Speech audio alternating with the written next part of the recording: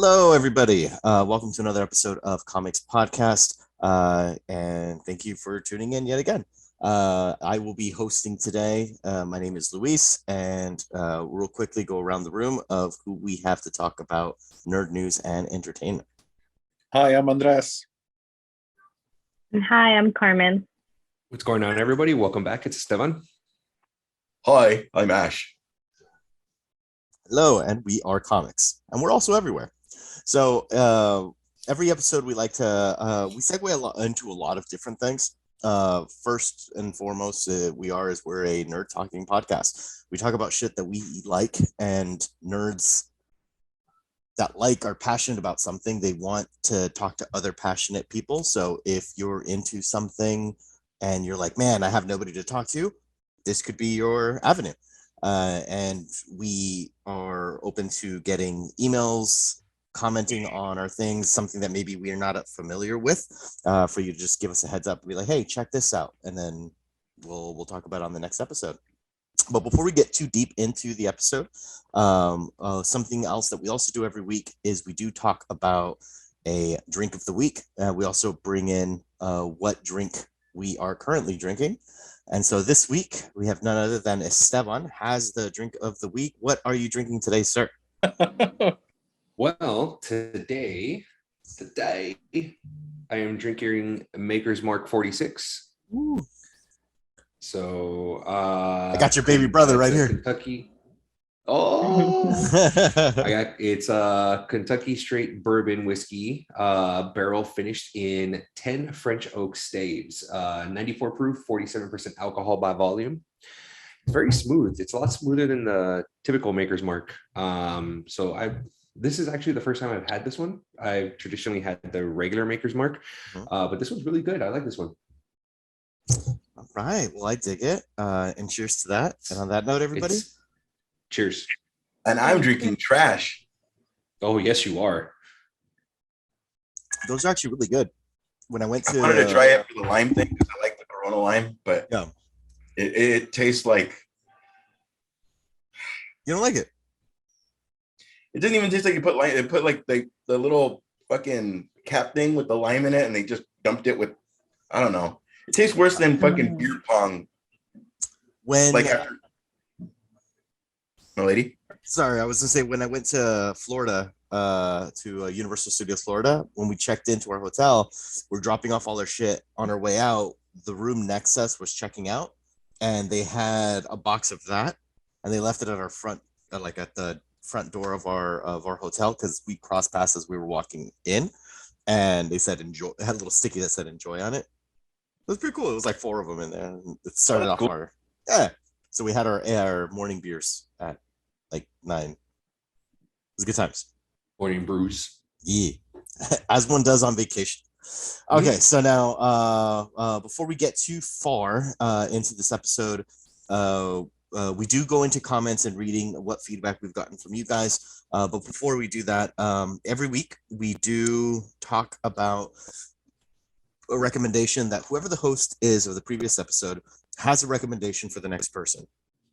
And just to segue, shed some spotlight on something that maybe not enough people are talking about, maybe something that this person hasn't seen, or just something that I feel that somebody would be genuinely interested in.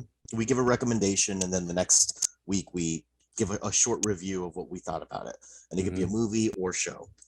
So last week, Esteban was the host, and he gave a recommendation. Can you refresh our memories? What was the recommendation you gave, sir? Yeah, it was a recommendation for a TV show. I had mentioned it earlier in one of the episodes. It's called Lights Out. It's a TV show. It's not the movie. It came out on FX, and it is now on Hulu. So if anyone wants to catch it, I highly recommend it. It was only out for 1 season. I think it's like 10 or 13 episodes, something like that. 13 episodes. And Luis, man, what did you think? So he picked me, and I would say of all the things that have been recommended to me while we've been doing this show, this was by far the biggest slam dunk of what I like. So for those that don't know, when we give a recommendation of a TV show, you're obligated to 2 episodes. If it's a movie, you just watch the movie and that's it. I forgot about Instructions Not Included. That movie was fucking great and it made me cry like a little bitch in front of my girlfriend. So that sucked. But this show, Lights Out, I could not take it off. I'm 7 episodes in already. And this was only last week. So I liked it so much that I saw the first episode and I thought to myself, Dana, my girlfriend, would for sure like this. I'm going to wait till she gets home and I'll watch the first episode again. And no cell phone, not like I watched the first episode a second time. And it's about It's really good. It's really, it gave me it's not as heavy, but I got some Breaking Bad vibes from it. Of essentially, it's a boxer, hit his 40s, he's past his prime. He was the heavyweight champion for 9 months, and he lost a fight by a fucked up decision. The guy was on the ropes. He clearly looked like he was going to get knocked out, but his corner said, "Don't attack him. Don't risk it. Just dance the rest of the round because you won this fight." And went to decision. He didn't win the fight, and so that's like the first 10 minutes of the episode. And then after that, it just shows him being in retirement and struggling with him not being anybody anymore. And just going to like Frankensons and doing signings and just being like a shell of what he used to be and dealing with people like talking shit to him and things. And it's his emotional struggle to try to get back into the ring. But again, he just celebrated his 40th birthday. It's not as easy as it used to be, but wants to do this for himself. So it's just, but then also trouble ensues. He may or may not get involved with shady characters. So it's just, it's a really good storytelling, and I'm pretty sure I'll be finishing it before this weekend. I would say 10 out of 10. It came out in 2011. So for anybody that was a fan of the show Mindhunter, it was the main actor from or one of the main actors from Mindhunter, the older seasoned detective that was helping put together the what's the word, profiles of serial killers. It's him, and dude's fucking jacked. I was so impressed. Like, in all the boxing scenes, he's just fucking yoked. I'm like, God damn, dude. Anyway, but yes, great show. I applaud you. Well, I'm glad you enjoyed it. I was very, very sad when it was canceled because I believe it was right around the same time that the writer's strike took place. No. So, yeah. Oh, boo. Yeah. Dude, the writing on this is really good. Like, I mean, don't get me wrong. There's a certain level of cheese to it, but you can tell that the main actor has boxing experience. Like the way he moves his shoulder, his pivots and stuff. Like, so you can see he has love and respect for the sport, which I love. I just fucking, I lose my mind over that stuff. Like, I hate it when it's like, it's just an actor and they're don't know what they're doing and they don't dedicate themselves to like get. They're just going through the motions, right? And it's just like, oh, that's not how it works. Because like throughout the show, Dana will look at me and be like, "Is that how that works, or is that a rule?" And I'll be like, "Yeah, that's legit." Like, and so like she'll keep like looking at me like, "Is that real? Can that happen?" I'm like, "Yeah, that happens." Like, so it's really good, guys. Really fucking good. I recommend it on Hulu.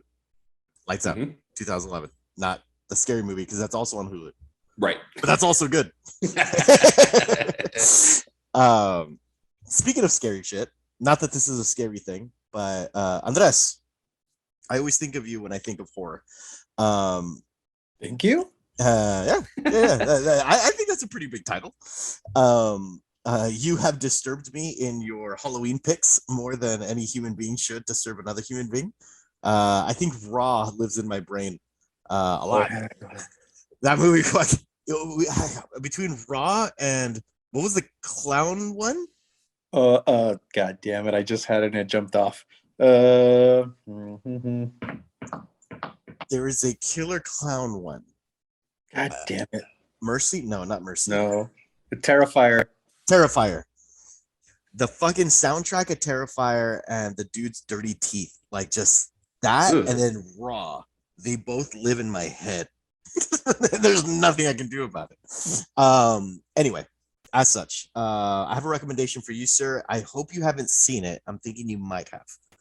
So the recommendation I have for you this week is: have you seen the HBO Max show called The Righteous Gemstones? I haven't started it yet. No. So it's on your radar. We brought it up last week. No. We brought it up last week. Yes, Yeah. we absolutely did. I haven't started it. 2 episodes. The Okay. first episode is an hour, but all the other episodes are 30 minutes. So it's a very quick watch. And I was actually on the fence between recommending this either for you or Carmen, because I feel that the both of you have the same love for the church as I do, and it is wonderful. So Carmen, if you want some extra credit and you want to treat yourself, I was just fucking dying laughing the first episode. It's such a great show. For those that aren't familiar with the Righteous Gemstones, it is a Joel Osteen parody of sorts, written by Danny McBride. He plays the main guy. Adam Devine plays the youngest brother, and John Goodman plays the Joel Osteen character. And it's just them being rich douchebags and blessing people. And just like seeing, and of course, Danny McBride, for anybody that's familiar with his work, he's he plays a prick really well. But yes, sir, that's your homework assignment for this week. Awesome. I can't wait to start on it. I can't wait to hear your opinions. All right, so moving on along, we are going to move on to our comments that we have on, starting with our YouTube for what we've had over the last week. And so our first commenter is in regards to our comics 2021 highlights. The first commenter is from Melissa Morales. Hello, Melissa. And the comment was the 2021 highlights. This had me dying of laughter the whole way through, crying emoji face. Cheers to many more great episodes, laughter, and raw entertainment. That was the highlight one that you did. Yes, sir. The highlight one that we did. But yes. Thank you, Melissa. We love you, and we appreciate all the support. And moving on along. Okay, Ash, I'm gonna need you to fill me in on this one. So Zach Freeman comments on Iced, and his comment says, "Shit, yeah, man, too cold." And then Heavyweight also comments, "Now I have to listen to the song." Crying face emojis. Please explain to the people that haven't seen this or people that don't understand, what are they talking about?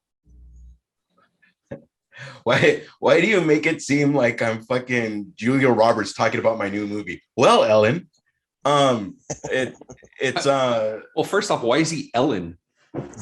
First off, why am I fucking Julia Roberts? I'm making fun of myself, dude. I don't have the frame. You don't. I don't. You're not tall enough. Esteban actually inspired me by his shit talking, which is lovely. He said that, well, I'm the only one. No, he didn't say that. I don't want to misquote him. He said, wow, something about well, edit something or something, right? And I have been kind of in a dry spell of being creative, and I really went into my head because there's scenes where they're clearly not from the same movie that I put together, and sometimes I don't know if they get it that it's two different movies, because a lot of times people, they're not as big movie nerds as maybe some of us are. So how did it even happen? I was watching Infinity War, and fucking Loki goes, "All right, stop." And as I was working, I was like, "Collaborate and listen." And I was like, holy shit, I could see what other parts of other movies I can make it seem. And that's my new creative thing right now. And it went from, as soon as I heard that, it just made me think of Vanilla Ice. Got it. And so when you said it now, I can hear the beat. Yeah. So there's going to be more of that, but I could never do the way, how they put Obama doing something and it's like fucking Oh, like he's saying like a whole sentence or something like Yeah, that. a whole sentence of a song, or it's like fucking "We Will Rock You," but it's like, you know, Donald Trump or somebody in different speeches. Like, I don't have that kind of patience, but there's things I want to put together that'll go into a music video and out. But that's gonna be that was my first thing. I don't know. I like putting stuff together, and selfishly, I like as soon as I post it, I'm like this. And then waiting for the comments to roll in. It'll be like Esteban likes, and then nothing for fucking like 9 hours, and then everybody gets home from work, and then like, and so. But it's like a fucking roller coaster of emotion. Got it. No, makes sense. Which I'm sure you guys know when you guys put out stuff. Like, it's kind of like you kind of just wait. Like, yeah, no, for sure. I treat it the way that I treated Single Louis, which was you send out the feeler text, and then you put the phone down, you go for a run. So that way you're not looking at it, and you're just like. It was always weird though, because I gave you the friend speech at least 6 times. I said, "Stop it," especially the 5:30 in the morning ones. Can I suck your dick? Can I suck your dick? You always put it on yourself. You don't even make fun of me. I know what I like. All right, moving on. Damn it.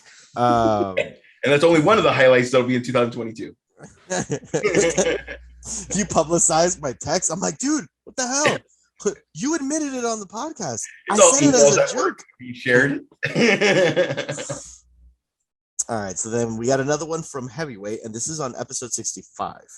Episode 65, great show. Maybe I'm slow, but what universe is Morbius in? He has all 3 Spider-Man in his movie. Great question, Heavyweight. Andres, you want to take that one? It's Sony universe, right? Because Sony. It is, but I think his question is more so like, what Spider-Man universe is he in? According to the question, he has all 3 Spider-Man in his movie.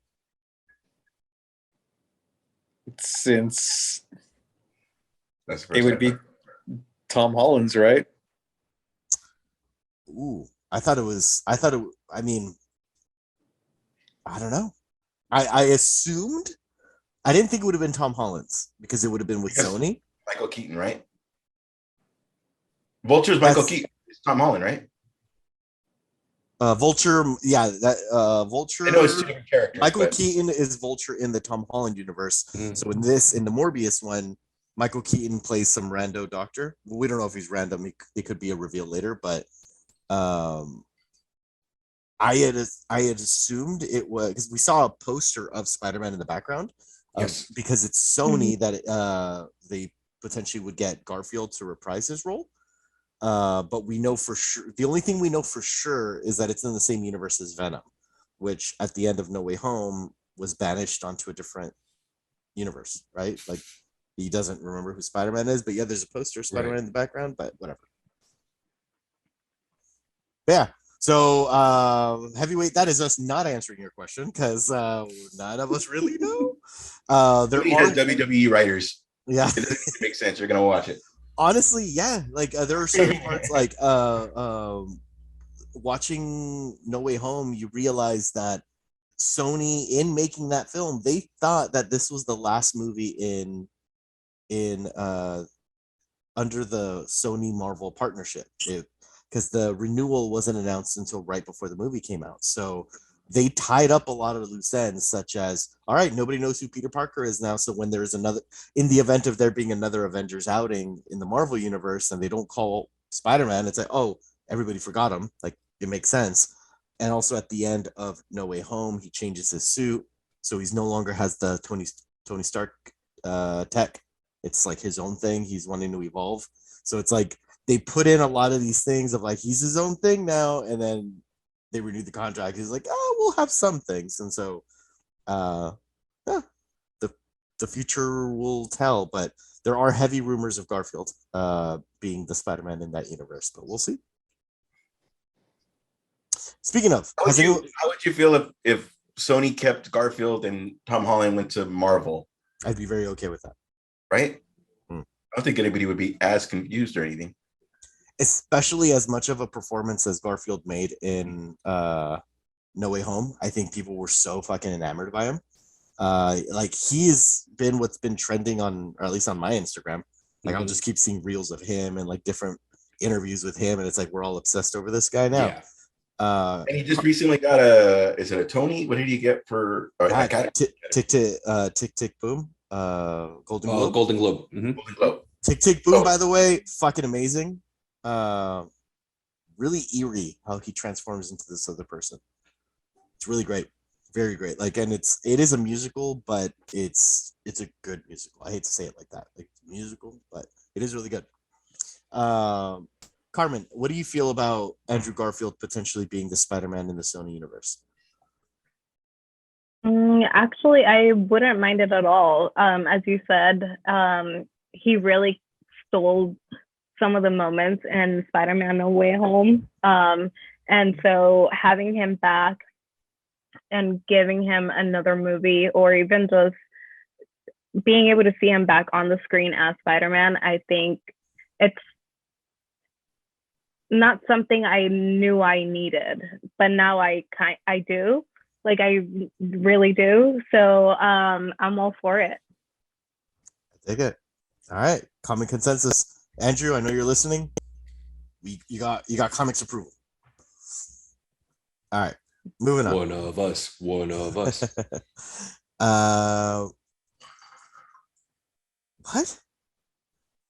I don't understand this question. Okay, so Heavyweight asks another question on episode 65. How does Scream beat Spider-Man in the theater? No way Scream is a better movie. They're at box office. Yeah. Scream did not do better than Spider-Man. I think it was just the opening. I think it was this weekend. Oh, this weekend it beat Spider-Man. But Yeah. Spider-Man was like number one for like 5 weeks or whatever. Oh Yeah. yeah. Got it. Mhm. Oh, Heavyweight. You have nothing to worry about, buddy. Like, I saw Spider-Man. Jesus Christ. I saw Scream this weekend, and it wasn't nearly as full as what Spider-Man was. Like, also, can we talk about Scream for a second? I'm down. It's Heavyweight. I mean, I'm down. I saw the fourth one. So I've seen all of them. So if it gets spoiled for me, like I'm okay. What's the one where it ends where she's closing the gate in the country? Is that 3? Okay, I think I saw up to 3. I don't know if I saw 4. Was 4 Nev Campbell? Yeah. Okay, It's 4 Jane Silent Bob. Is that 4? maybe because I don't remember them being in it. They're either in 3 or 4. I think they might have been in 4. The 4 was more campy, like silly. And they were like in just a scene. They were like in a party or something. Okay, But I was gonna ask if they legit were in it or was it like it was one day of scary shooting. movie? It was just one day of shooting. Oh. So yeah, no, it was super, super brief. But they did play their characters, which is why I was like, oh, they're not taking this seriously anymore. What am I gonna say? Without spoiling anything, not that there is really much to spoil. Like, if you're gonna watch it, you're gonna watch it. If you're gonna enjoy it, great. It just felt, and I hate to use this word. Mhm. Don't use it. I'm about to. Don't do it. Very meta. Like, Mm. who here has seen Matrix, the newest one? Anyone? Yeah. 1, 2. Okay, the 3 of us. So to explain it to the rest of the people listening and the rest of the group here, would you all agree that they kept hitting the nail on the head of like, we're aware we're a movie and we're explaining to the audience this is the revival of the movie, but like Yes. they kept going back to that point Yeah. of like, oh, so studios are going to make the movie with or without us, so that's what we're going to do it. But instead of using the word movie, they use the word video game. Yeah. But they kept saying, oh, because they're in, for those that don't know, in the Matrix film, the newest one, Neo is back in the Matrix program, which is not a spoiler. That's in the trailer. Mhm. But he is a video game designer. That's the company he works for. And so in the board meetings that he's attending, they keep talking about having to reboot because reboots are hot, and those are the words they use. Reboots are hot, and we have to reboot the Matrix franchise. And they're like, oh, but the originals were this, or some people thought the originals were great action games. Some people thought they were great dramas. Some people like the philosophical aspects. Like, no. We need to make it its own thing so we don't focus on any one of those things. It has to be all of it or not. And it's like, they just kept hitting the nail on the head. It's like, maybe we shouldn't do it, but then we'll lose the rights. And someone that doesn't know Matrix will do it. So we have to be the ones to do it, even if it's something we didn't want to do to begin with. And it's like this big, over thought out thing where they wanted it to be like, that's crazy, but the reality was it kind of like you stretched it too thin. Do you have something to add, Ash? Well, it's a mini kind of spoiler, and it's like a mini rant, but I'm just waiting. No, fire. I was about to switch topics to compare it to Scream, but give me a rant. No, please do, please, because you went meta. You said the meta thing, so I want to hear how you feel. And so, so Scream, the Jamie Kennedy character in the first Scream was explaining how the people died. Oh yeah, how it works. Very famous scene. So one of the characters is a descendant of Jamie Kennedy's. And so this character then just embodies that. And so throughout the movie, they keep calling out cliches of horror cliches. They'll be like, well, it's not a this isn't a scary movie. This is more of a requel. And everyone like looks at her. Yeah, a requel. It's not a reboot. It's not a sequel, but we use legacy characters with new characters so we can do this because that's the only way people would like it. Otherwise, people hate it because it can't be new. And it's like an over explanation of what's happening. And then every time something happened and they got stuck, they go back to this person and be like, what do we do now? It's always the love interest. Talk to the love interest. And then they go to the love interest and they find the next clue. And then it was too much of that. And it got super great ratings. And I just needed to turn my brain off a little bit to like enjoy the ride. But there were I laughed. I cried. I hit the emotions, but I could have definitely done with a little less of the audience isn't this stupid. You don't have to spoon feed us all of this. Like it worked for Deadpool. It doesn't have to work for all of them. Like let's ease into it a little bit. Like I don't need to do this much, but that's what I was gonna say. Ash, what were you gonna say? No, just that if I can hang now. Does he have a kid? When you say descendant, is it his little brother? Is it gonna be I think it's like grandkid or something, or uncle or great. That guy has a grandkid. Oh, his nephew, or like great nephew. It's not. Yeah, it's like he's not really young. They're like 17. Charlton Heston. They're 17-year-old kids. Like it's two generations back. Okay. So they refer to him as uncle. I think. Yeah, uncle. Okay, that's weird. Okay. 2 generations. Has it been that? Oh my god. Yeah, dude. Oh my god. You know when you see Tim Allen and then like you find out something and they put him as Santa Claus in the memes? That just happened to me right now. Okay, got it. Yeah, I mean, what I will say is David Arquette and Nev Campbell aged the best out of the group. Ouch. We know who you're referring to. Yeah. Fucking there's only one left. Like she doesn't have human features anymore. I'm like, what happened? You're a pretty lady. You were pretty. Yeah. Anyway, all the plastic surgery. Okay. Anything else on Scream? And before I keep reading these comments, anything else on Scream or Matrix? Moving on. Okay. And heavyweight.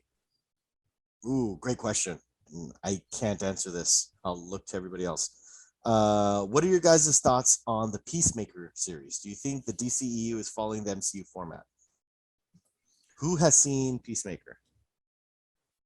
Just one episode. Just one episode myself also. Is that one? Yeah, I've seen all 3 episodes. 4. Oh, I haven't seen the newest one. All right. Yeah. Hit us, 7. It's good. I like it. It's very James Gunn, especially that fucking intro. Like when I first saw the intro, I'm like, what the fuck is this? So yeah, it was cool. But it's like I see I do see a MCU blueprint when I'm watching it. You know what I mean? I see the blueprint. The blueprint is obvious, you know. I think John Cena plays a great peacemaker, even though I talk shit about him in Suicide Squad, and I did apologize for that. Yeah. So I'm sorry, John. Please don't cancel us. Don't unsubscribe. Don't hit unsubscribe, please. So I actually think he plays the character pretty well. I think he has, as an actor, has exponentially improved as compared to, let's say, The Rock, you know, and how many movies it took him to improve, you know. So I think he kind of, you know, went above and beyond for the Peacemaker show. So yeah. You don't like The Rock's acting? At first I didn't. Oh. But I'm saying, like, you know, if you were to, like, timeline wise, like, his first movie and John Cena's first movie, you know, stuff like that, like, you can visibly see the bad acting compared to the okay acting, to where now they're both great actors. I find him charming. I liked him in Red Notice, the new. I still haven't seen that one. It's fun. Yeah, that's what I keep hearing. All right. Ash, anything to add on Peacemaker? I like a slow burn, and I'm not talking about sex. I mean more like or after sex. I more like it really felt like, especially with that intro, it was like, here it is, everybody that you don't know. And I was like, oh no, like, you're doing that thing where you guys, we're hitting the ground running. And I don't know who the fucking characters are. And much less now you're the John Cena janitor thing. They both knew each other already. So then we're like, okay. And then all of a sudden there was the two women that happened to be together, or however we want to say it. And then I was like, okay, there's that relationship. And I was like, I'm give me something, like, I don't know, just a slow burn. And Esteban was right in that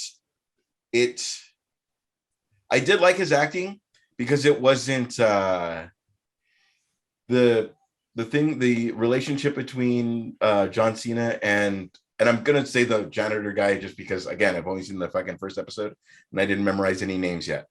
I liked it because it was like the very, very character actor, and then everybody else that makes him shine.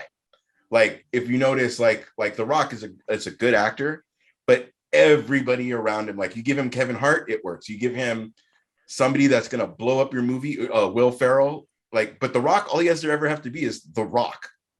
You know what I mean? Yeah. So he really, all you have to do is, even in Red Notice, really all you have to do is annoy him and let him fucking flex. And with Ryan Reynolds, yeah, no, that makes sense. And Ryan Reynolds makes Ryan Reynolds. And again, I'm a huge Rock fan, but like, Ryan Reynolds just made that movie because it was like Ryan Reynolds chemistry with Hugh Jackman, Ryan Reynolds with fucking Blade. Like, it's the same.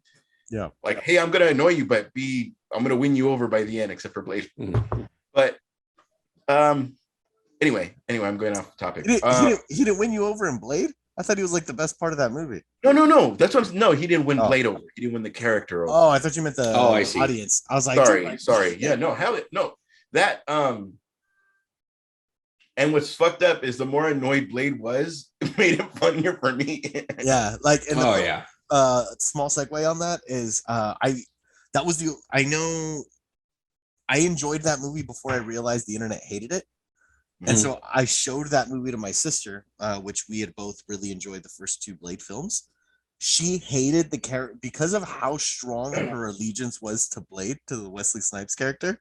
She hated Ryan Reynolds. Like, anytime he would start to shine, she'll know, fuck that guy. No one talks to Blade like that. Like, and she would just get so mad. And I just remember that. And based on what you were saying. In the first movie, that's all that girl does is annoy him. Yeah. Why am I doing this? Do this? Why am I doing that? Like, it was kind of like, But then you have somebody that's great at sarcasm and can also kick ass, and he is helping you. And but anyway, I'm off track. It's a wait and see for Pacemaker. Peacemaker. Pacemaker, huh? that's a He's showing his age. I can't get near microwaves, but Even still, it's a wait and see. Again, it hit me right in the face, like where it was kind of like Batman versus Superman, but like if they tried to do Justice League and then Batman versus Superman, like you're trying to give everybody a fucking storyline without giving me Peacemaker first. You know what I mean? like slow down, give me some foreplay. I get you. Right, and then Peacemaker. I mean, it wasn't even. I would say if you gave it, fuck, I can't think of his name right now. Who was going to be the next Bond? Idris Elba. Idris Elba's character. If you gave him a fucking show, like it's going to be a slow burn, and maybe a team makes it home after, and it's going to be a whole. This is what my life is. And with John Cena, they just went, "Here's everybody, enjoy." And I don't know. I kind of like. Well, okay, he met this character in part 3. He met this character in. You know what I mean? Sorry, Gustavo. No. It's fine. I didn't mean to cut you off, but I think what they're banking on is, the story of Peacemaker from Suicide Squad, because in the very first episode, they do flashback to Suicide Squad, so they're banking on the fact that you saw Suicide Squad in order to kind of put the pieces together, because in Suicide Squad, there's a couple characters that were in Suicide Squad that show up in the Peacemaker show. So that's the glue to kind of bring it all together, type thing. I kind of see what you're saying, where it's just kind of like throwing all the characters and stuff like that in there. It's just like, oh, here they are, but to me, it didn't take away from the story from the first 3 for the first 3 episodes that I've seen. You can tell the way he was raised, he was raised to be a bigot. He was raised to be, the primo, quote unquote white boy, so that's how he was raised. But then you come to find out who his dad is, and you're like, oh, that makes sense. Now I understand. His dad's a fucking asshole. Understood. Perfect. So it's just it's a lot of that. So for the journey of making him a better character, or a better, right, yeah. So it's like you can kind of see a little bit how he is in Suicide Squad. You can kind of see a little bit like, oh, like he has this animosity towards Idris Elba, but you don't know why. And then like it kind of opens up a little bit more in Peacemaker. You're like, oh, no wonder his dad's a fucking racist. Okay, and he was raised by a racist, so so now you know why, because he even says it in the little opening monologue when he's talking to the janitor. He even Peacemaker says it himself. He's just like, oh, I kill white people too. Yeah, what's the percentage? Oh, yeah. I like that. So it's just like even the janitor calls him out on it. So he calls him out on it and stuff like that. So it's just one of those things where it's just like, James Gunn was banking that you already saw Suicide Squad, so you understand where Peacemaker, the start of his story, that so now we're just diving into his series to kind of pull apart the pieces like what's an he been onion up as to far since then. Exactly. That was exactly. T2, right? Because I only saw him in the. Oh yeah, that's what's his name? Robert Patrick. Yeah, from Terminator 2. There you go. Yeah. Right. Thank you, Heavyweight, for the question on what we thought. And yeah, comments. And we got one last comment from Heavyweight. And thank you, sir, for all of your support. We don't deserve you. We appreciate you and love you. Thank you, Heavyweight, and not Zach. Fuck. You're such a dick. Thank everybody to listen. Melissa, Zach, Heavyweight. And now we want to hear from you, America. Yeah. The last question from Heavyweight is, I forgot because I've been drinking. I'm gonna read it again. Moon Knight looked awesome. What do you guys think? And I'm gonna go to someone that has been the quietest. Eeny, meeny, miny, Andres. We're talking about the trailer. The trailer looked awesome. I love the way the suit looked, and I can't wait for it to come out. Ultra excited, but since we have that news that one of the characters on the show passed, I'm gonna agree with that. But yeah, that trailer got me stoked, and I'm ultra excited to watch. Carmen. Like Andres said, the trailer was truly really good. And then I also like the scene where we see him from the back and you can see the werewolf legs of Werewolf by Night. That was pretty badass. I also like the fact that I don't know if you guys noticed, but the trailer got released on a full moon, so that's pretty fucking cool. No, I did not know Yeah. that. That's actually pretty cool. Okay. that is It cool. was. And then at the end, the Marvel and the Moon Knight, you kind of see it like changing, and it's changing with the phases of the moon because that's supposed to represent like his different personalities coming through at different stages of the moon. So I thought that the way that they did that together with the trailer, that was pretty sick. And I can't wait to like the little Easter eggs that they're gonna do like that. Because even in the trailer you can see I don't know if it was like different clothing, but you can see the different personalities that he's going through, and he's like, I don't remember, and it's like, I suffer from sleep and I don't know what's going on. Mm-hmm. But then there's also like a comedic timing to it, and it's like a dark sense of humor to it, so I enjoyed it, especially when he's in the elevator with the old lady and he's like, I'm looking for my contacts. Yeah. And she's like, yeah, I hope you find them. Like, good luck with that. You crazy son of a bitch. Oh yeah, that's very insightful. Thank you. Esteban. Wow, you broke that down pretty quick, or not pretty quick, but pretty well. Like, that was awesome. That was really cool. Like, I had no clue that it was a full moon on Monday. I really didn't, kudos to you. I thought it was great.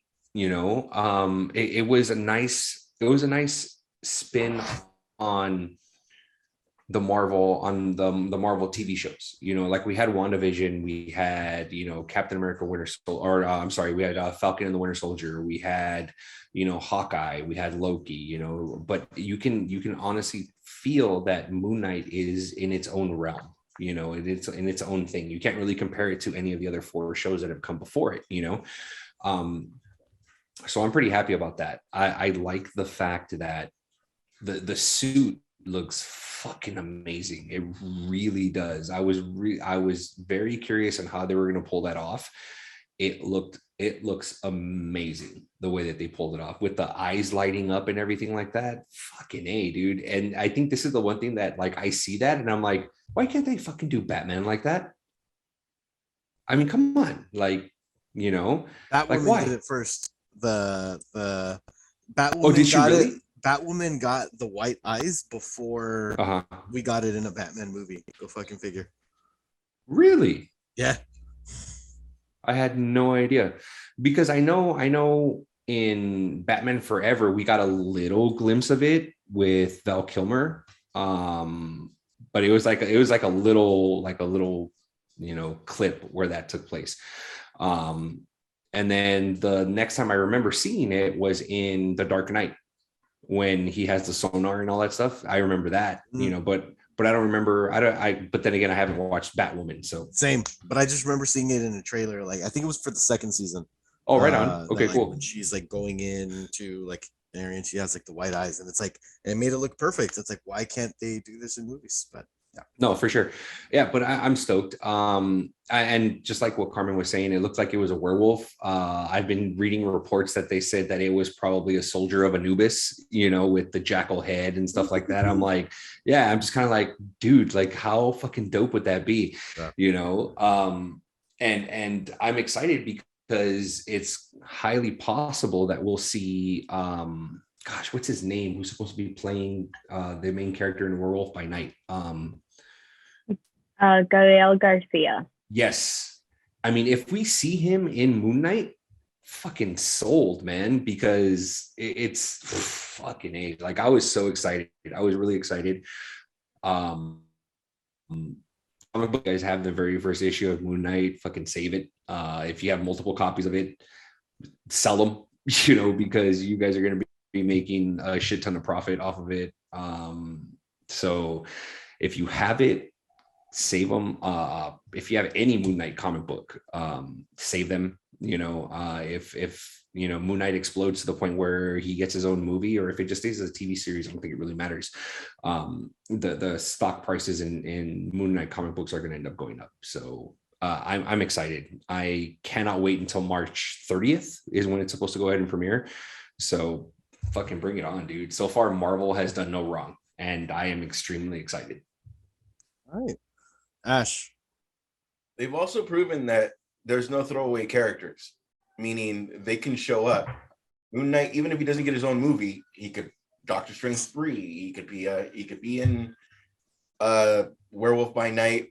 When that show, like, they could just back and forth, Avengers in a weird whatever, and you're part of the universe is basically what you could say, right?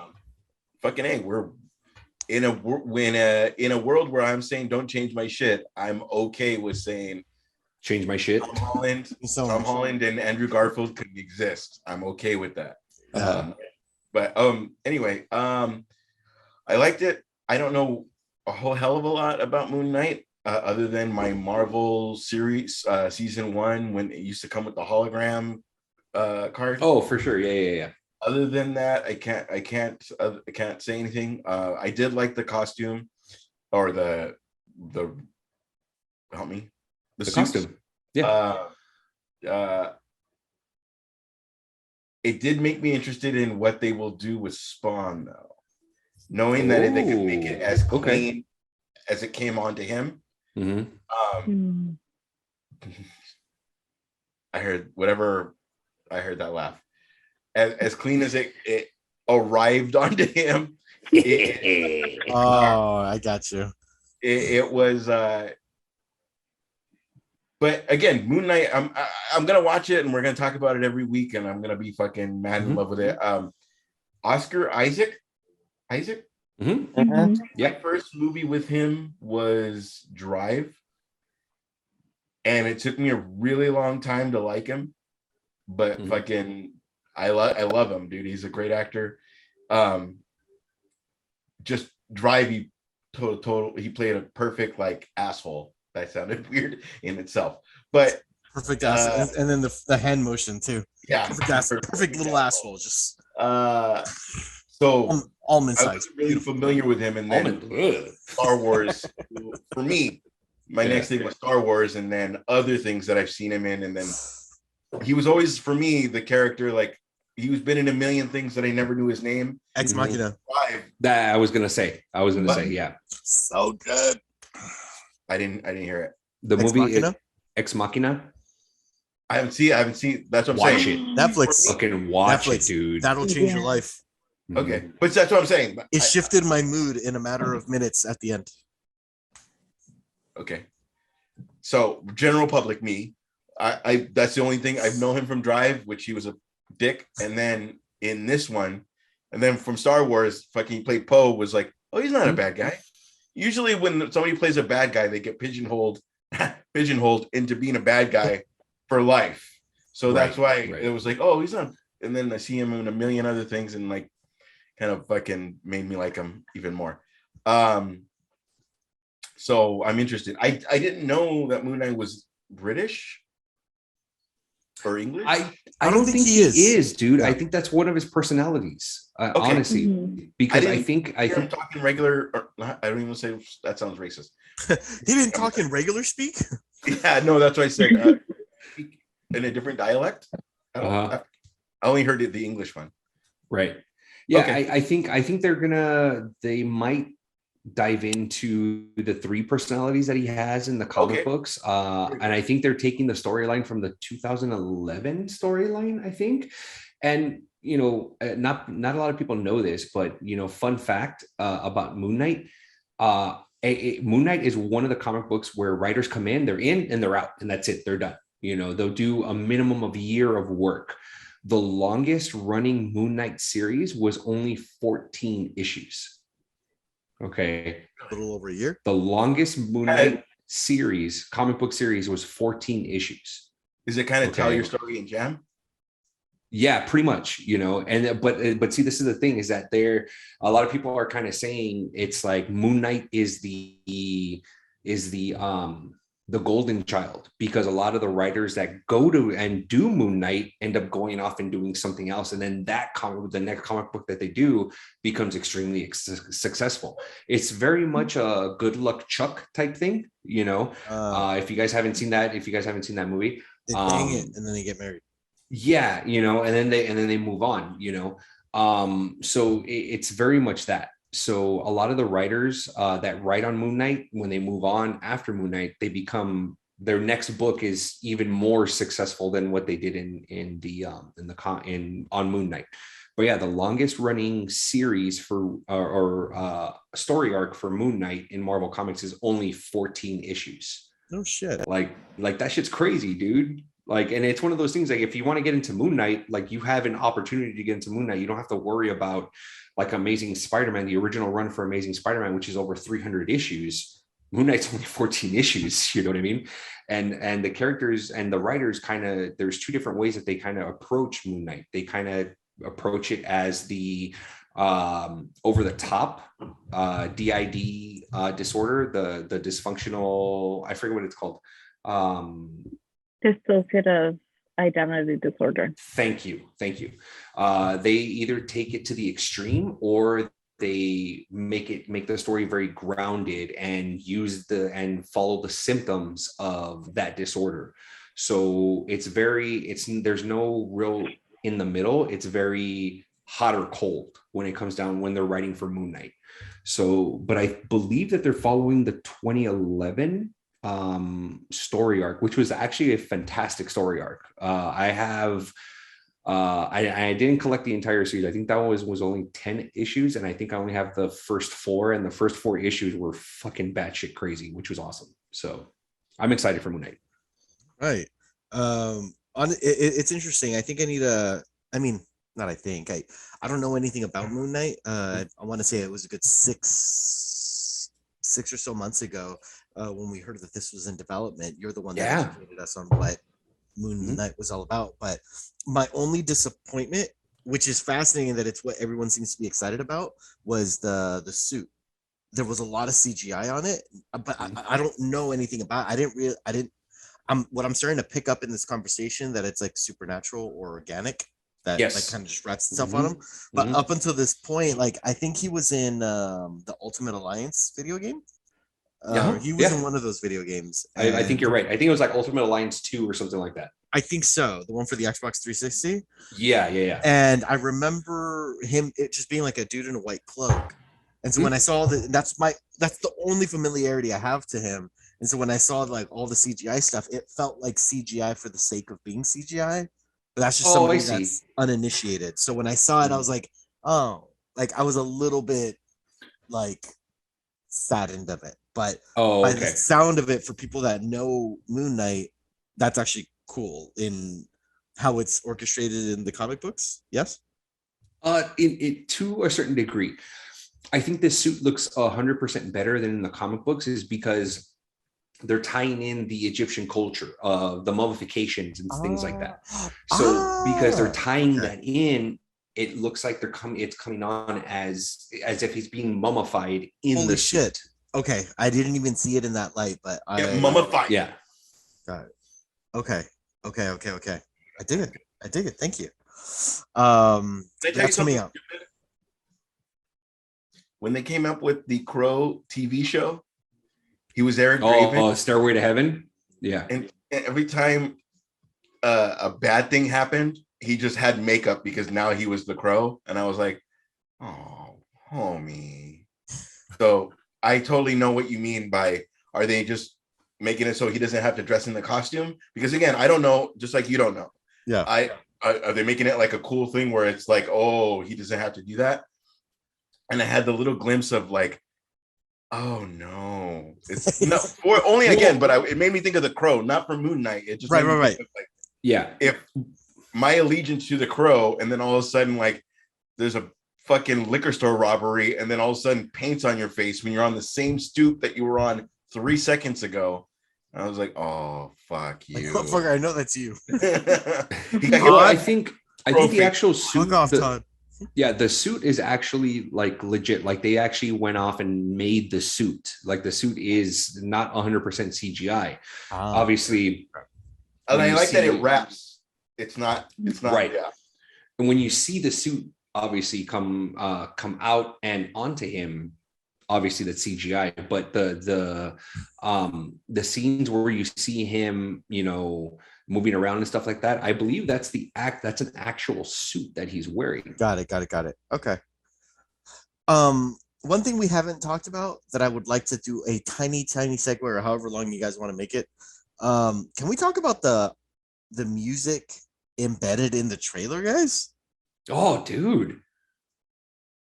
That's Like- such a enormous thing that doesn't get enough love, because once the trailer's out and the show's out, we never see the trailer again. But when it's Mhm. fucking done so beautifully, like the last time I think I saw, there were two trailers that I saw over and over again because of the song and the way they embedded it with it.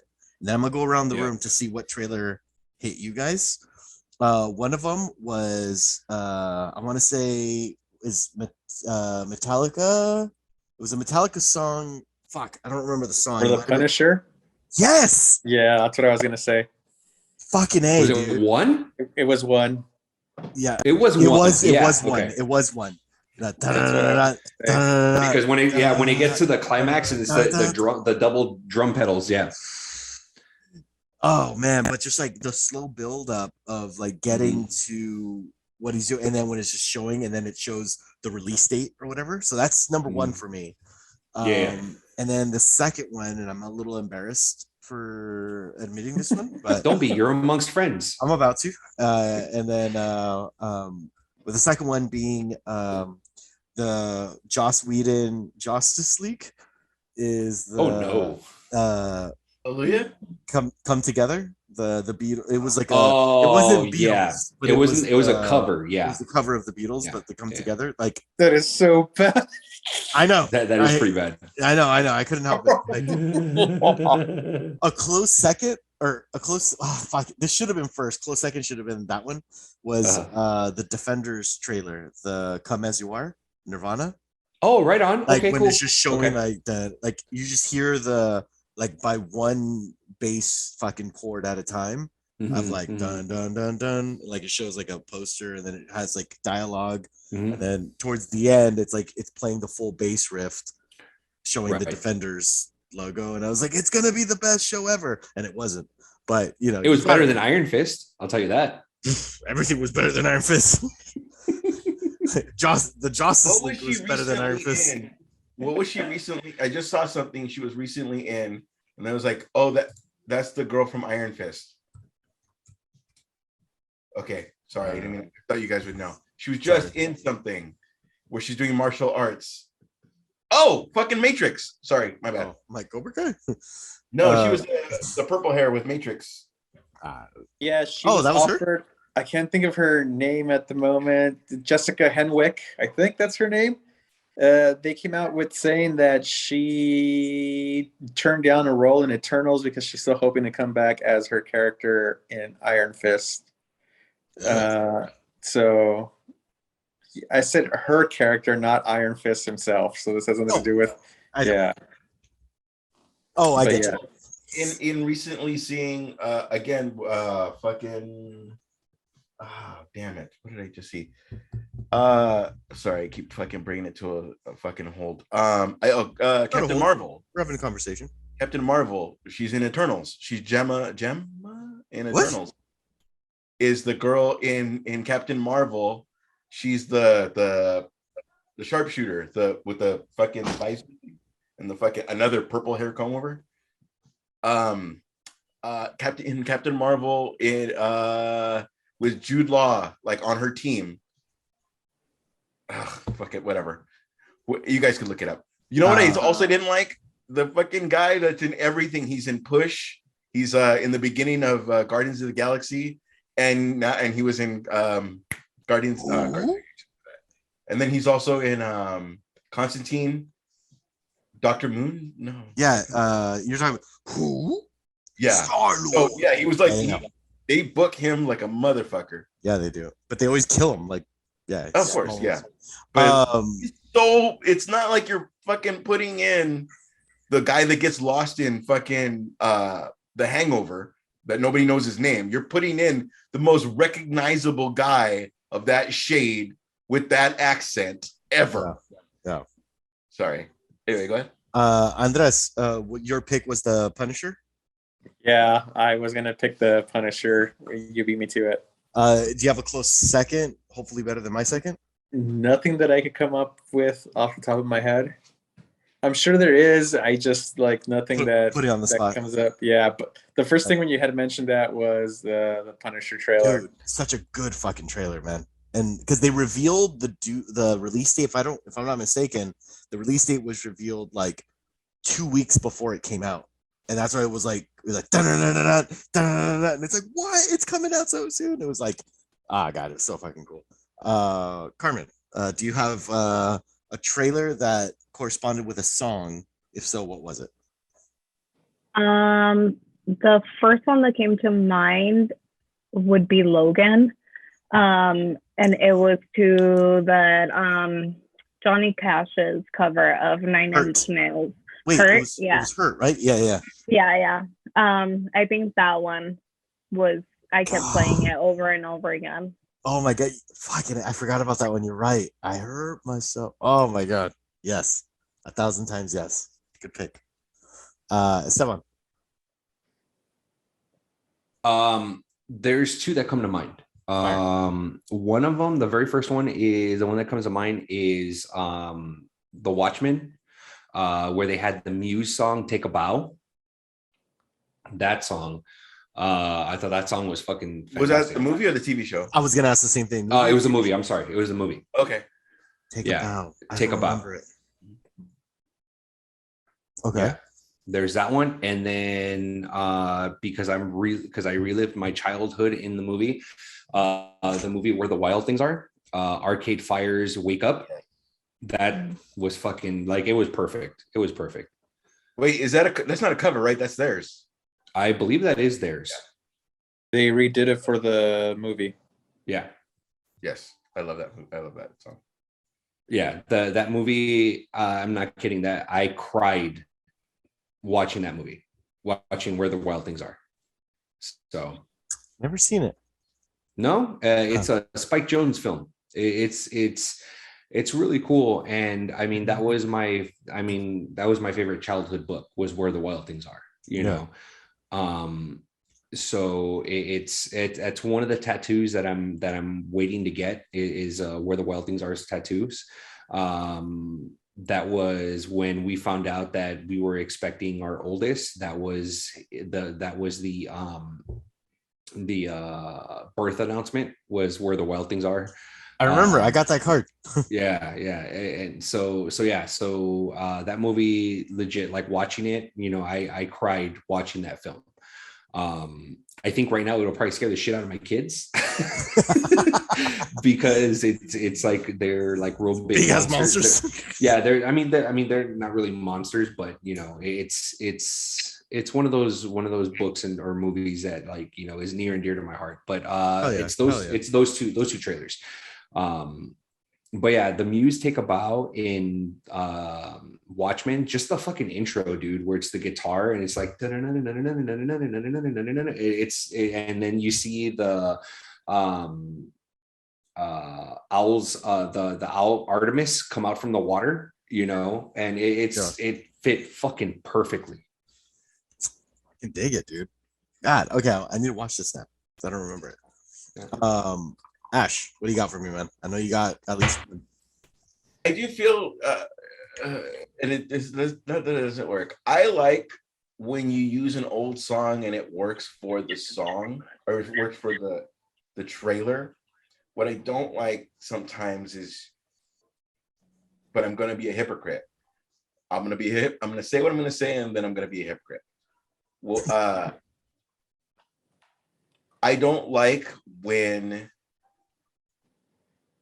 for the instance, because I can't think of anybody else, when you make, say, a Guns N' Roses song sang by Sarah McLachlan because it fits your story. I know you don't know what I'm. Oh, okay, big example. Like Sheryl Crow sings "fucking Sweet Child of Mine." It's not what it fucking was meant to be, but it is what it is. Yep. The hypocritical thing.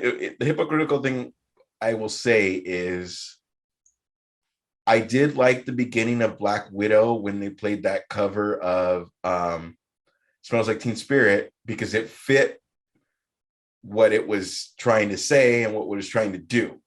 I do feel like a lot of trailers, they have an old song sang by maybe somebody that the kids know now, so that it's like it almost comes off like a brand new song.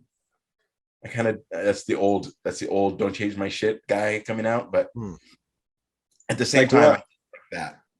Like what?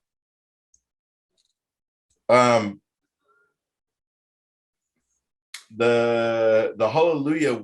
No, the Hallelujah was. I know it's all on the tip of my tongue. You guys know that they do that. Oh, okay. Fucking the pseudo trailer that we saw for Creed 3 when they put it to "Everybody Wants to Rule the World," and it's a new person singing a Tears for Fears song from the 80s, where half these kids don't know who the fuck Tears for Fears are. I do feel like they rely on that combination too much. Yeah. What I will say as far as The Big Empty by Stone Temple Pilots was my shit for the trailer, because that's all I saw for the trailer of The Crow, and it was just the way they put it together was amazing, and then the way they kind of threw it away in the movie was kind of like, oh, but because it was so much of the movie for me. Fucking mini rant. Being scared of scary movies, I watched Rapid Fire, I watched a bunch of other stuff, Laser Mission, because I thought, I read the comic book, and the comic book was very graphic. Like, he was killing people very graphically that were like henchmen, that wasn't getting just a shot. It like he's walking upstairs and he shoots through a wall that blows off this guy's head. And I thought it was going to be that graphic. So I was getting myself acquainted with the actor and making myself like, it's okay, it's okay, it's okay. So when I saw The Crow and it wasn't as graphic, and I was like, oh, this is what built me up to get to see the movie. And it was kind of like a throwaway scene. They were just driving and that song was playing. And I was like, oh, I thought it was going to be like a cool, it ended up stealing the part was 9 Inch Nails, the fucking Dead Souls by fucking Joy Division. And it was kind of like, oh, okay. So what I expected for the STP song was the Joy Division song. Yeah. I swear to God, I go through these shows going, I'm not going to rant this show. And then we probe it. We asked the questions. I mean, a podcast where none of us talk to each other is a boring podcast, I think. So I think we're doing good. I will say, to throw in a small little, Easter egg, the best video game trailer that I've seen, or that I remember seeing that sticks out in my head, is Gears of War, where they're saying it's Gary Jules singing Mad World. Yeah. That was 3? good. No, it's the first one. It's the very first one. The very first Gears. The second one was a record playing the Rendezvous poem. I forgot the name of the person, but it's not a song. It's Rendezvous about the punchline of the poem is my rendezvous with death. Yeah, it's like, I will not miss my rendezvous, for I know He's like, I will meet my rendezvous, and it's referring to death, and it's so good. Yeah, Gears of War 1, Mad World, so fucking good. You're right. Oh man, I forgot about that one. The end of Insidious, the record that was playing.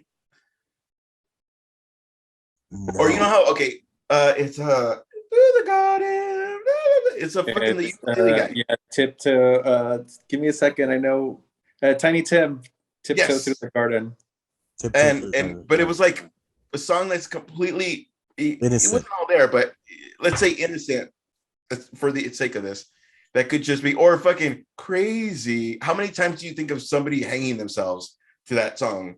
crazy for feeling like the suicide song. You know what I mean? Like super weird what songs mean to a you know what, you couldn't be more right, because has everybody here seen the movie Fallen with Denzel Washington? Oh, bro, I haven't seen it in a while, but yeah, that movie was I got dope. 2 nods. It's Three the one with nods. fucking Michael Douglas when he goes fucking crazy, like fucking done. No, that's Falling Down. That one's Falling Down. Falling down. So Way off. Fallen is essentially It's Denzel like Washington. a supernatural one.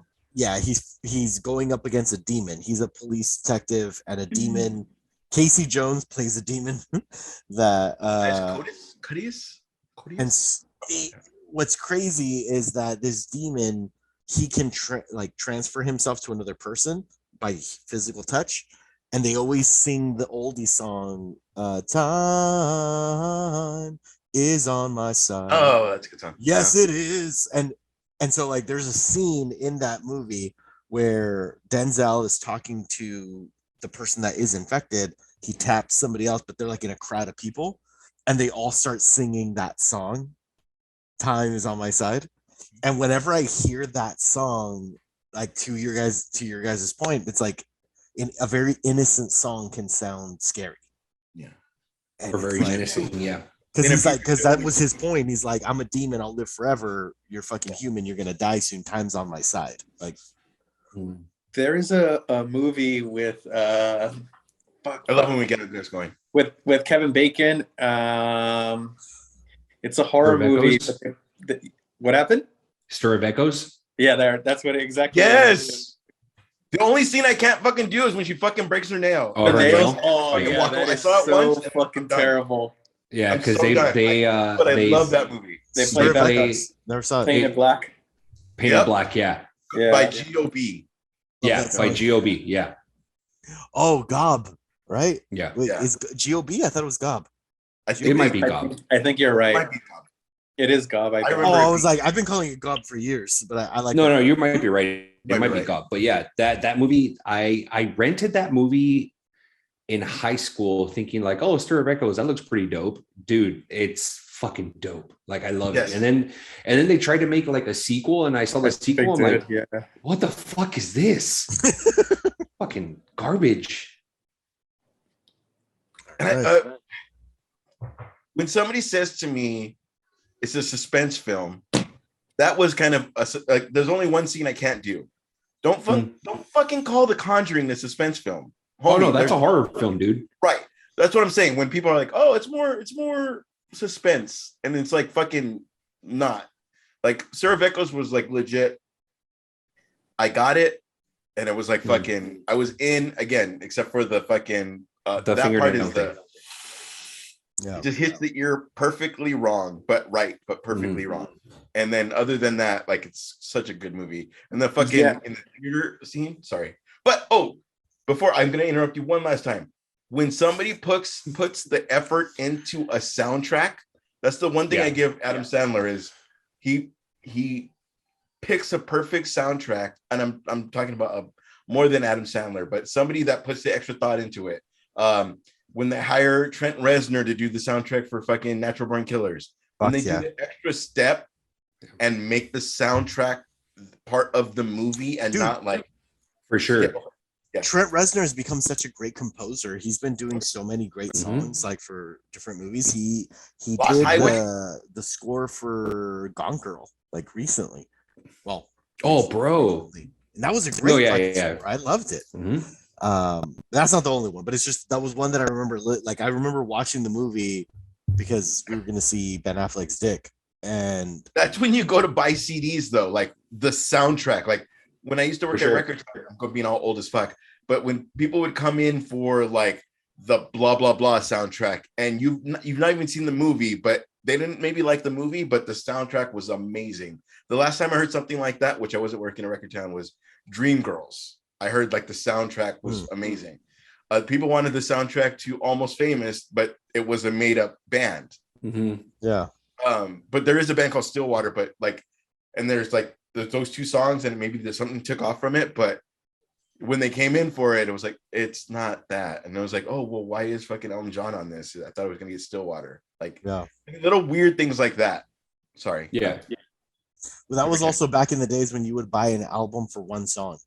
Like, Oh, you for would sure, buy dude. one song. Like, God, I was thinking about that the other day of how great we have it now on Spotify. Like singles, dude, yeah. Back in the day, I remember listening to a song, loving it, and then the DJ doesn't say what song it is. They just start talking about whatever thing's going on that weekend. You hear what OJ did?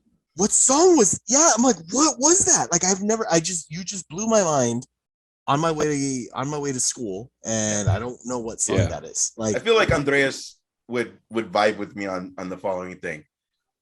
Andreas, have you ever got, like, when you go to Tower Records and there was a single, but it came with like a song that only came out that they did like in Japan in like 1998, or like something random that's like your friend played a million times, but you could only get on this single in Japan or fucking whatever it was. Like, when I was really heavily into Marilyn Manson, there was like a version he only did in Nebraska, like something fucking weird. And Tower Records always had not only the albums, but the different versions of singles and the different version of, I feel like you knew what I was talking about.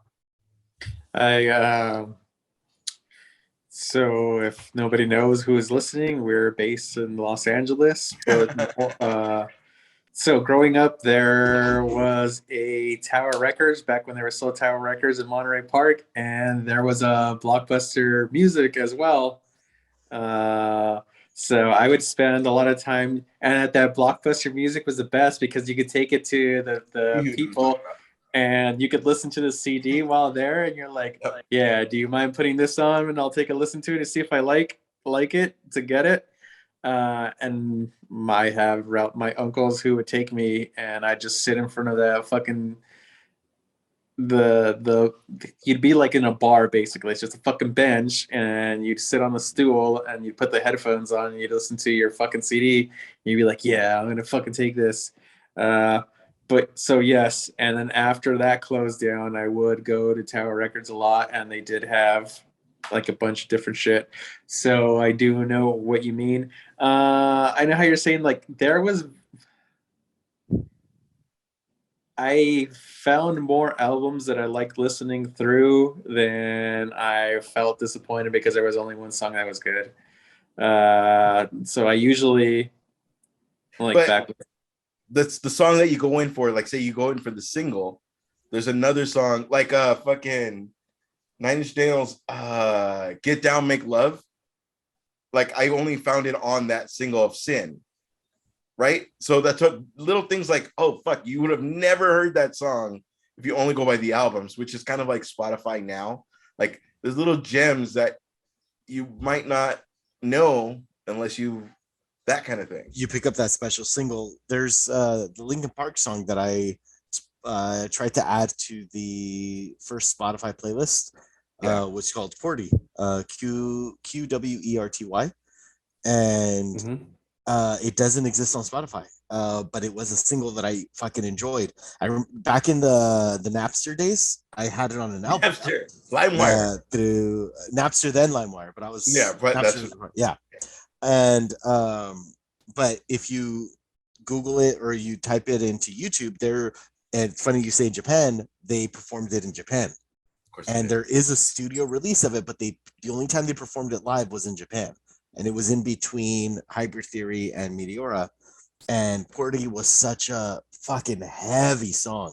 So good. And it just never showed up on an album. It was only on a fucking single that you can buy. And it had like instrumental. It was like that song and then 2 instrumentals of like another song that was on their first album. Like, and then that was it. $10. Like, give us your money. Like, it was. Have you ever dealt with this where you picked up a song and then the B-side was a cover that the cover took off better than the fucking single? Yes. B-side took off better. Like, oh, that's Eddie Vedder's version of fucking, not Ledbetter, but something different, like something whatever, you know. I have a couple from System of a Down that I don't remember the names of the songs. If I can kick myself in the ass. But there was 2 songs that they had the same instruments, guitar, drums, bass, everything, but the vocals was two different versions of vocals on the same fucking music. And the first single that was released, I enjoyed it. It was like before the album released, but when the album released, it was a completely different theme and everything, different vocals, different pitches of everything. And so when I heard it on the album, I was like, that's not the song. And I couldn't appreciate it because I already fell in love with the single version. So I thought I was the cool kid because I got it like 6 months before everyone else did. I'm like, this is gonna be on the new album, and then here and like, ah, god damn it, it was before it like internet took off, I guess. But Yeah. I digress. On the last nerd thing I'm gonna do, and then I promise I won't rant. The Don't lie to me. There's two songs they did for Appetite for Destruction, and Axel sang like this through the two songs, and he was taking a shower at Slash's house, and he was singing like this, and like fucking Slash said, for the rest of your life, just sing like that. And from then on, like that's when Axel sang like that. Like little things like that you didn't know that you fucking needed. Like I hired you to sing like that, and then all of a sudden you fucking sang like Axel, and now Axel sounds like Axel. It's just little weird, fucking amazingly creative things like that, which you and I find through fucking when we were in the band, like little amazing fucking things that you could find. Like, I didn't even know you could do that. That's fucking awesome. I miss music, man. Random, I miss playing music, dude, so much. All right, before I get too depressed, Andres, before we move on to the next topic, I got a question for you. And Go ahead. I'm gonna give you 2 chances. Oh. And if you fail, then it opens up to everybody else. There's no stakes on it. I just thought it would be fun to learn something in today's episode. Can you tell me, and we're talking money, what is the all-time worldwide box office record for horror films? Do you know what the number 1 title is? Or let me rephrase that. I'll give you a pass if you can name something that's on the top 4. Jaws. I was gonna say, I don't know if Jaws counted as horror, but I feel like it's Jaws. Does. All right. Jaws does count as horror. All right. So we got 1 for Jaws. No, all of us are Jaws. All right. So I got 3 Jaws. Carmen. Oh no, I'm not saying Jaws. Oh, Jaws. Jars. I'm saying that I agree with Jars. them. Jars. Jars. You can't open the Jaws. Movie mix. Jars. I just want some That's salsa. freaking weird. I said no like a pickles. Misa. Ash, I want some salsa. Can you open the jar? I can't open it. Fucking dumbass ears through the water. All right, so we got 1 for Jaws. Okay. Carmen, what's your thought? Top 4. The Shining. Ooh, that's a good one. Esteban? And I'm gonna say this one more time. All time, we're talking box office money. Esteban. I'm gonna say Halloween, the original Halloween. Original, okay. Ash. We're not counting like now. All time. No, he's saying all time, bro. All time worldwide box office. No. Meaning we're counting Blockbuster, we're counting streaming, we're counting fucking everything. Bro, he's all time. No, That's okay. Same. I feel like Jaws. It's gonna be Jaws. Let me rephrase this. Box office meaning when it comes out, what is it out for? 5-6 weeks before they pull it off the box office? And and then after that, you can stream it, you can rent it, you can buy it, whatever. But that's a different monetary thing. Right. You're saying Jaws. So we got 2 for Jaws, we got Shining, and then what was yours, sir? the original Halloween. Original Halloween. So Jaws was number 3. Yeah. Shining, nice. Shining, and Halloween not on the list. Oh wow. What I will say is Exorcist. That's what that was my guess. But no. But my only argument to why it's not Exorcist is here's your clue. It didn't Exorcist didn't exist in a time of Dolby, IMAX, and 3D. So as we're talking dollars, Okay, A Quiet Place. Harry? Very good, very good guess. No. Damn it. Surprisingly, I have but- not seen that movie yet. The first one? The first one. I'm gonna let you borrow that DVD. It's fucking Dude, amazing. I think it's on Peacock for free. So you're good. Don't worry about Here's the thing with that though. It might be. John Krasinski, I saw in the first trailer. I didn't see on the poster for the second, and I'm like, oh.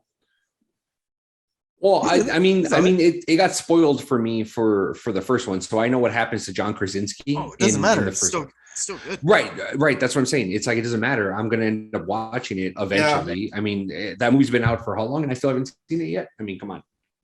I mean, I'm gonna watch with you, and then fucking you won't go to sleep for the rest of the night. But yeah, for sure. We'll watch Boomerang cartoons. What I will say is, it does take place. It's after the year 2000 is when this horror film came out.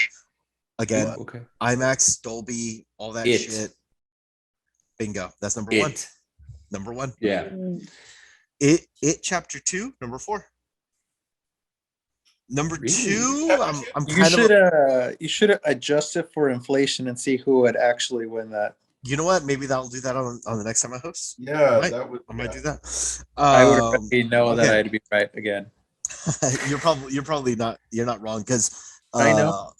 Exorcist was re-released multiple times. Right. I saw one of the re-releases in the early 90s. My mom that with when they released the new scenes. Yeah, with the new scenes I know. The spider, her walking down the stairs and stuff like that. And like the little face that's like in the walls and shit. In the kitchen. Yeah. Yeah. It number 1. Number 3 was Jaws. Number 4 is It Chapter 2. Can you guys I'm gonna give you one round of guesses for what was in second place. And the hint that you're gonna get, it was in 2007. It was released. I'm gonna start with Ash. Yeah, we'll start with the guy that doesn't watch Fast and Scary movies. Oh, you're not gonna like my next category if you don't like this one. I'm gonna go with what's a fucking one? No, I will go with He interrupted himself. The one where What's that one? The guy's blind and then he fucking kills everybody in the room. Oh, Don't Breathe. Don't Breathe. Yeah. Good movie, but no. Esteban. I'm gonna say Saw. Damn it! Okay, Good pick. okay. Good pick, but no. But no, okay. Carmen. God, I have no idea because I was gonna go with Saw. So, yeah, no. Pass. 2007. 2007. 2007, and the lead actor was an action star. Don't fucking add shit on to. Only one left is Andreas. No, Carmen hasn't passed. Not End of Days. No, End of Days. No, End of Days didn't come out in 2007, did it? 2000. I'm not talking anymore. Carmen. I mean, Yes. Go for it. That's when I met. I have no idea. Andres. No. All right, the movie for number 2, and yes, you can all curse at me all at once. I Am Legend, starring Will Smith. Dude, Oh no way. Okay. The dogs are CGI. I know. I Am Legend all day long. Will Smith is an action star? Yeah, he was in Bad Boys. Yeah. Franchise player. If I will say, I don't consider I Am Legend a horror movie. I consider it more science Zombie fiction. movie? Okay, I would agree with you. IMDb classified it as horror. Or what was Ash's thing in the 5th episode? The most seen movie on the Sci-Fi Channel. Oh, yeah. We will be doing a highlight of that because that was the best thing ever. They don't even look real. Like I Am Legend. I just what is the top? It was the same as fucking CGI. Grossing film of all time on the Sci-Fi Channel. Like it is. I will say this. That fucking dog dying. Oh my. Oh, bro. When he has to fucking choke out the dog. Yeah. All right. Another trivia question. Not even the dying part when he like saved him, and then like, and then the dying part, like he started crying. Oh, I'm gonna start with Esteban on this one because I think he might actually know this. Okay. Esteban, do you know what are the most points scored in a single NFL football game? I want to say it's 54 points. Like, or are you saying by one team or by both teams? yeah. One team. No. Okay. If No, it's I'm one sorry. team- I'm sorry. Both. I'm sorry. I misread this. Both teams. Both teams. Okay. I'm gonna say it is for both teams 150. No, 100 and 105 points. Fuck you. North of that, Ash. Okay. Here's what I'm going to admit. You said 105. I was going to go lower, but he said north of that. So I will admit if I happen to get it right. 117. Andres, 110. Carmen. I feel like we're playing prices right. Like just get it close. We are. 113. Carmen nailed it on the head. 100. Shut up. Nice. Washington Redskins 72 points. New York Giants 41 in 1966. He didn't know between the two. Yeah, he did. No way. Oh wow. I was That's awesome. I was very impressed that Esteban asked me, wait, between the two, like he knows Yeah. that, like, I don't know any shit about I wouldn't have football. even asked that. I would have thought. Well, no, the only reason why I was asking is because there was a Monday Night Football game between the Kansas City Chiefs and the Rams where they went toe to toe, and I'm sure heavyweights seen it, and some of our listeners that follow sports. It was a very back and forth game where the Rams beat the Chiefs 54-51. So that's why, I gave the amount that I gave you, but 113. Holy shit, dude! 73 points by the Washington Redskins. Jesus. Yeah. Well, they're not called the Redskins anymore. They're called the Washington Football Team. Oh, that's right. Yeah. Wait. Yeah. Because of I understand the Redskins thing, but what's their new name? Is the football team? Currently, right now, it's the Washington Football Team. This They're, season, like, deciding on the 2022 season, they're going to unveil their new name, and I think it's the Washington Admirals. I think. It'll be great. Is A little less racist. there just a tiny bit. Imagine it's something equally racist, like the Beaners, and it's like we can't use that either. The Washington Beaners. Looks like we're going another season with no name. It's super weird that we live in a time where people want representation. Redskins, I will say, is fucking not good, but at the same time, like they're gonna make it some absolutely universal accepted fucking Washington fucking Hearts. oh, The Washington we but love. it's not gonna be. I like your shirt, Carmen. If it didn't Not mean going to be racist. if it didn't mean what it meant or what people are taking it to mean, But like, it does, right? But it does. no, But it does. I am No, the okay. darkest motherfucker on this show, and I'm telling you, like, it sucks that it means. That's all. It sucks that. But Can here's it the be thing. the Washington Caucasians, and would that be fine? I think that'd be that's probably even worse. The Washington worse than Caucasians, calling come on. people Redskins. Not worse which than that. is- Not worse than Redskins. which is I'm a saying slur. it's not a representation. Look, man, exactly. Thank you, Luis. There are a few professional sports teams that their names are extremely racist. I don't know the backstory. I just thought, that's the thing. It's like the Washington Redskins was one of them. In baseball, there's two. There's the Atlanta Braves and then the Cleveland Indians. That's what. Do you feel like You the know. Kansas City Chiefs are next? Yeah, and then the Kansas City Chiefs are another one. I think for the Atlanta Braves, they stopped doing the chop. For the fans still baseball do, team. by the way. What's that? The fans still do. Oh, the fans still do it. They don't give a shit. The fans don't give it. Yeah. And then they all, they end up doing that shit. And then for college, there's the Florida Seminoles for college football. So there's a lot of things that need to be changed. I mean, that's a topic for another day, but there are a lot of teams. When back in the day, a lot of people wouldn't think that it's racist, but you think about it now, and it's just like, what the fuck? Like, why would you name your team the Washington Redskins? It's gonna be like the fucking the fuck, bro, and everybody will be fine. You know, so I think Post-its, like the Post-its. Oh yeah. You know. It's there's like a if lot they of. were to name. I'm not even making fun. Like Yep. I know. You're right. It's like keeping it super neutral. I get you. Yeah, it's the most safe. Like it's gonna be the fucking. I'm not even fucking making fun. I am, but I'm not. It's gonna be. Bit. You're like, I guess we're just gonna call it the Washington. I give consent. There's gonna be the Best Buy Stadium soon. Like really, Luis? I give consent. You. But it's just like, this is the thing. It's like if you're trying to pick a team name based off of the city, the Washington, previously when they were known as the Washington Redskins, it's a team that was it's a DC team. It's a Washington DC team, you know.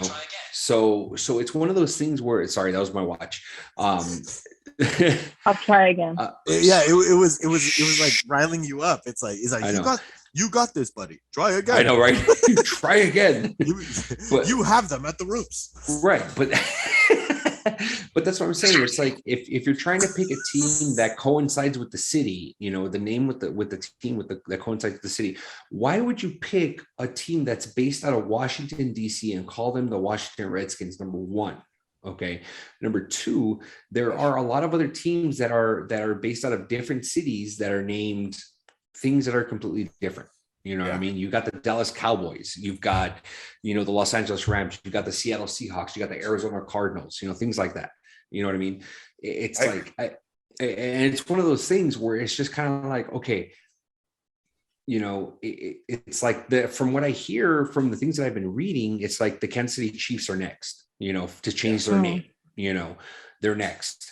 When it's going to happen, who knows? But yeah, I mean, the Washington Redskins, it's a little racist. I mean, not a little racist, it's a lot of racist, you know, for something like that. But, you know, if you're going to name a professional team after the state or the city that they live in, go based off of the history of the city.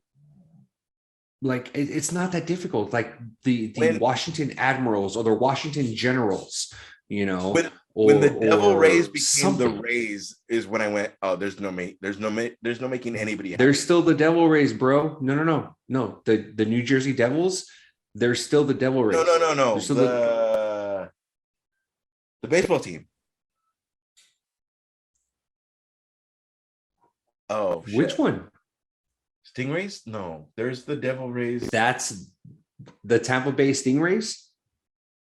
That's a team, bro. That they've always been the Tampa Bay Stingrays. Yeah, they've always been that team. They've never changed their name. It only says Rays on their fucking shit though, right? Because they can't put Devil. Right, but they're the Tampa Bay Stingrays. Why do I? But they call them the Rays. There's something in there. You're so angry about it, bro. You need to chill. You're very angry. I need you to calm down, Ash. Okay. You know what else you have to do, Ash? You have to stop flirting. There's that. Thank you, Luis. Thank you. He knows what's up. All right. Moving on. No one's gonna get this one. Except for maybe Andres, because he has knowledge of things, and Esteban. Andres is our resident genius. Honestly, he fucking pulls shit out of his ass that I've never seen. Wait.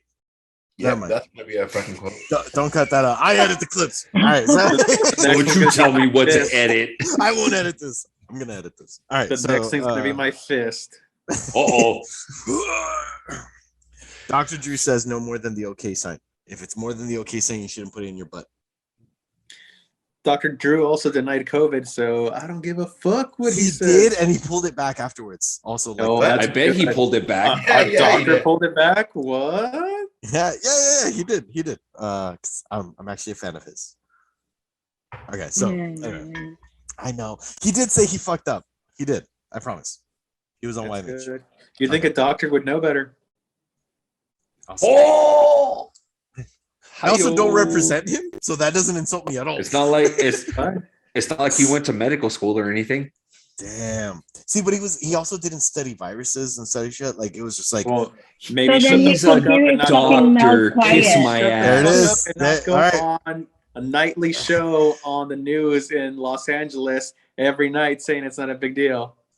I will take the beatings from the three of you. I absolutely take. I deserve that. I deserve it. And Bend you're, over, bitch. and no, you're not wrong. You're absolutely not wrong. If you don't know what the fuck you're talking about, shut the fuck up. Like Thank you. that is a perfect way to live your life in most things. In most things, yeah. If you don't know what the fuck you're talking about, just shut the fuck up. Like, but if you do, then cool. Like, share that, but not just what you think or what you believe or what your feelings tell you. Like, I get that. Luis, you're a smart man. The perfect balance was Love Line, where it was like Let's talk about your Adam dick. Adam would kind of deal with it like a person, and he'd be like, yeah, that's cool, bro, but here's what you can get from whatever the fuck you're doing. Yeah. And when you start to, as famous as he got, you're asking him like, you know, fucking, there's a lump on my balls, what does that mean? And you know, the more famous you get, it doesn't. I get that. Like but I kind of feel Dr. Drew let that celebrity status get to his head, because I listened to Loveline, growing up and shit. Yeah. He became a fucking dick, when he's talking to the people that legit have problems. And like, I kind of felt like, bro, like, why are you talking shit to them? Like they're calling for advice. Like, what's the one where Mike Scar died? Alice in Chains. The celebrity rehab. Celebrity rehab. oh, Celebrity Rehab. Yeah. He was on Celebrity Rehab. Yes, he was. He was the host, I think. Yeah. Okay. But that's what I'm saying. It's like he let the fucking celebrity status get to his head, and then people would call in and ask generic questions because they didn't know anything, and then he would talk shit to them. It's just like, bro, like, what the fuck? Like, they're calling for advice. Like, See what you did, Luis. Good job. I know. I realize. I'm like, let's start us on this path of. How many topics do we have? Like destruction. 1, 2. I got 3 more. No, how many? I don't think it matters at this point. It doesn't. No, it'd be funny because we thought we had nothing to talk about, and No. See, this is what I was banking on. This is why I decided to talk about what I like. No, I'm just kidding. Well done, sir. Primo host. Kidding. But no, I mean, I did enjoy his things. I enjoyed his stuff, his Love Line, and he was on the Your Mom's House podcast a couple times. And but then I heard all the shit, and then he did come out and apologize for things, but it was like too little, too late. There's so many things. I mean, Apologizing doesn't fix anything. Bro, okay, look, I'm gonna put it to this way. I'm gonna put it to you this way. Okay, and this is the perfect example because a lot of the shit that I've like seen and dealt with. If you break a plate and you tell the plate, "I'm sorry, I broke you," does the plate fix itself? No, it does not. It doesn't. But if I don't apologize, then it looks like if I don't give a shit. But if it doesn't matter. But still, it doesn't fix the situation. It doesn't fix the plate. But if it was Carmen's plate, I could say, "Hey, Carmen, I fucked up. I shouldn't have broken your plate." She could be like, "Well, at least he's remorseful for it." Or I leave her house and be like, "Oh shit, that thing is broken. I better leave and hide before I start getting a backlash." And then after she stabs you in the jugular with a steak knife. I mean, I hope she doesn't, but she will. There's in my opinion. How did I know? There's a level of respect when you own something that you feel that you did wrong. That doesn't mean it makes. Hey, bro, we don't talk about Bruno, so it's all good. It doesn't make it okay. It's just, but there is a level of respect in through my lens. I know that not everybody's the same, but yeah. I'm sorry I brought it up. I'm sorry I suck. I'm sorry about the plate. I'm sorry I suck, and I'm sorry we're friends. And moving on. All right, so moving on. I'm sorry I broke your plate. Carmen might know this, and this is like a very oddball one that I decided to pull out to see what we would know. And I decided to look up what are the most Spanish telenovelas shows of all time that have been seen. The most popular The telenovelas. most viewed? Yes. Damn.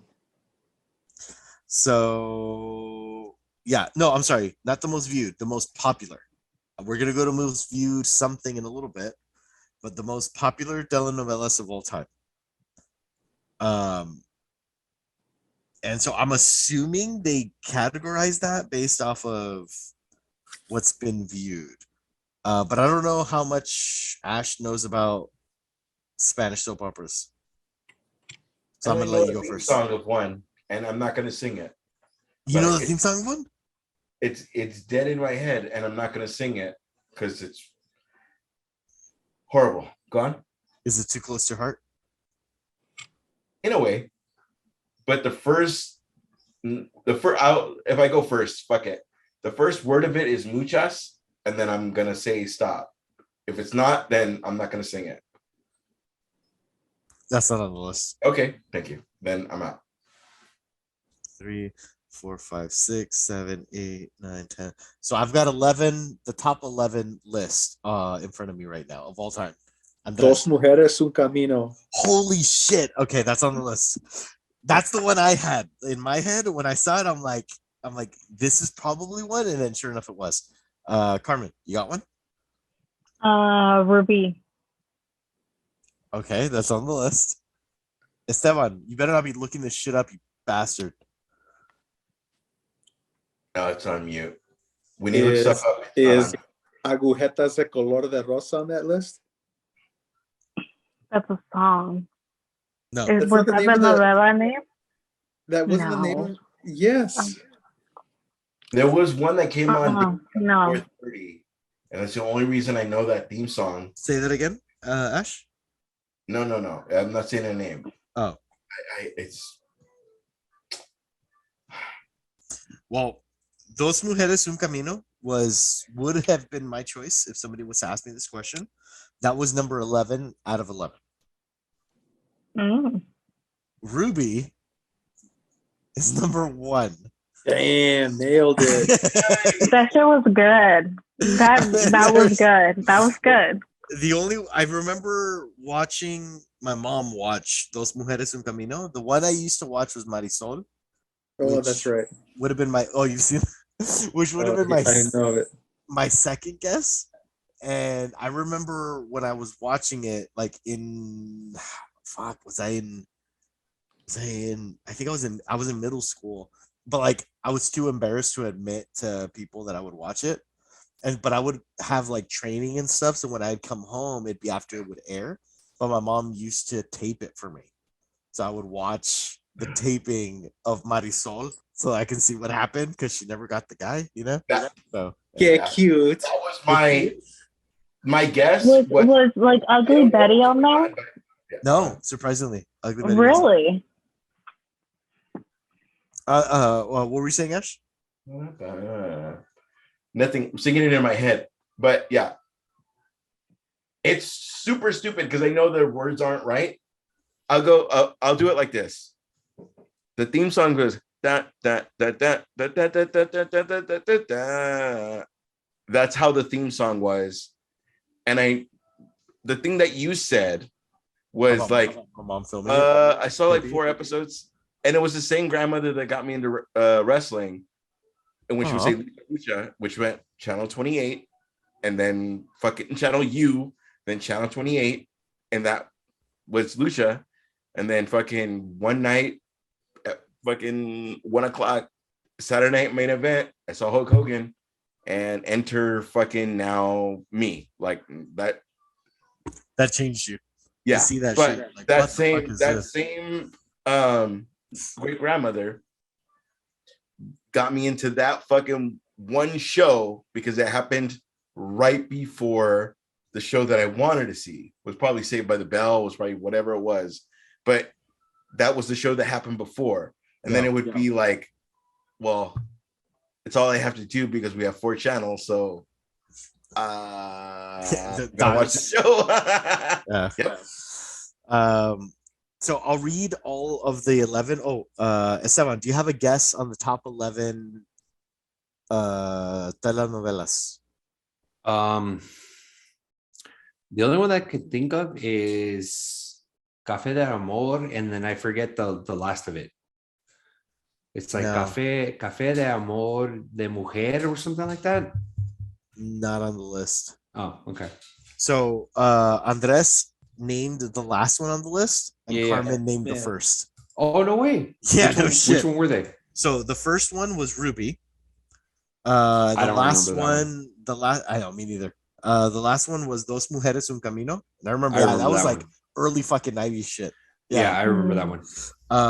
And then we have, wasn't it the dude from Chips? Wasn't Yeah. he in it? Yeah, right? What? Yeah. Yeah. That's funny. Oh, no. Estrada? Eric Estrada. Eric Estrada? Estrada. Yeah, Eric Estrada was, because I remember seeing it and I was like, wait, that's the guy from Chips. Punch. And then La Reina del Sur. Bro, you know Chips? You're Mhm. younger than Chips. I I mean, used to dude, watch. that shit used to be on my TV all the time, son. Yeah, the reruns would play all the time. La Reina del I saw when it first came out. I'm totally kidding. La Reina del Sur, María del Barrio. Oh, I've yeah. heard that one, María del Barrio. La Usurpadora, Usurpadora. Rebelde. I remember Rebelde. I was gonna say Rebelde. I feel like I know that. Rebelde. Yeah. Marimar. I remember that one. Let's go. I The remember one that with one. the R. Yeah. The one with the R. I remember that one. Cursive? Was it written in cursive across the screen? No, It was.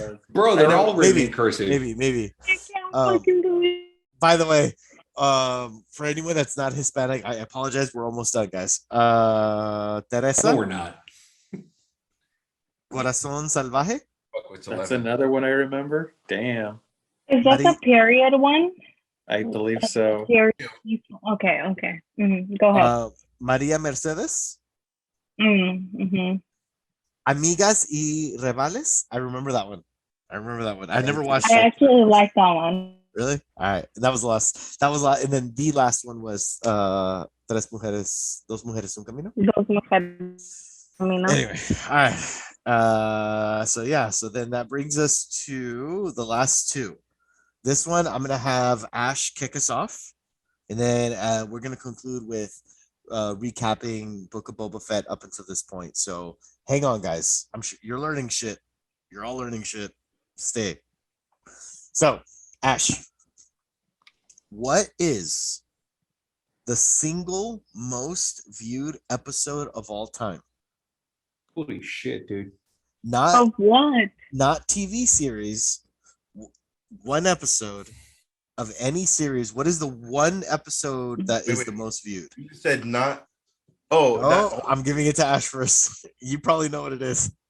don't say that. The single most watched episode of something. You could just say, if you say the name of the show, I'll accept it. The Simpsons. Okay. No.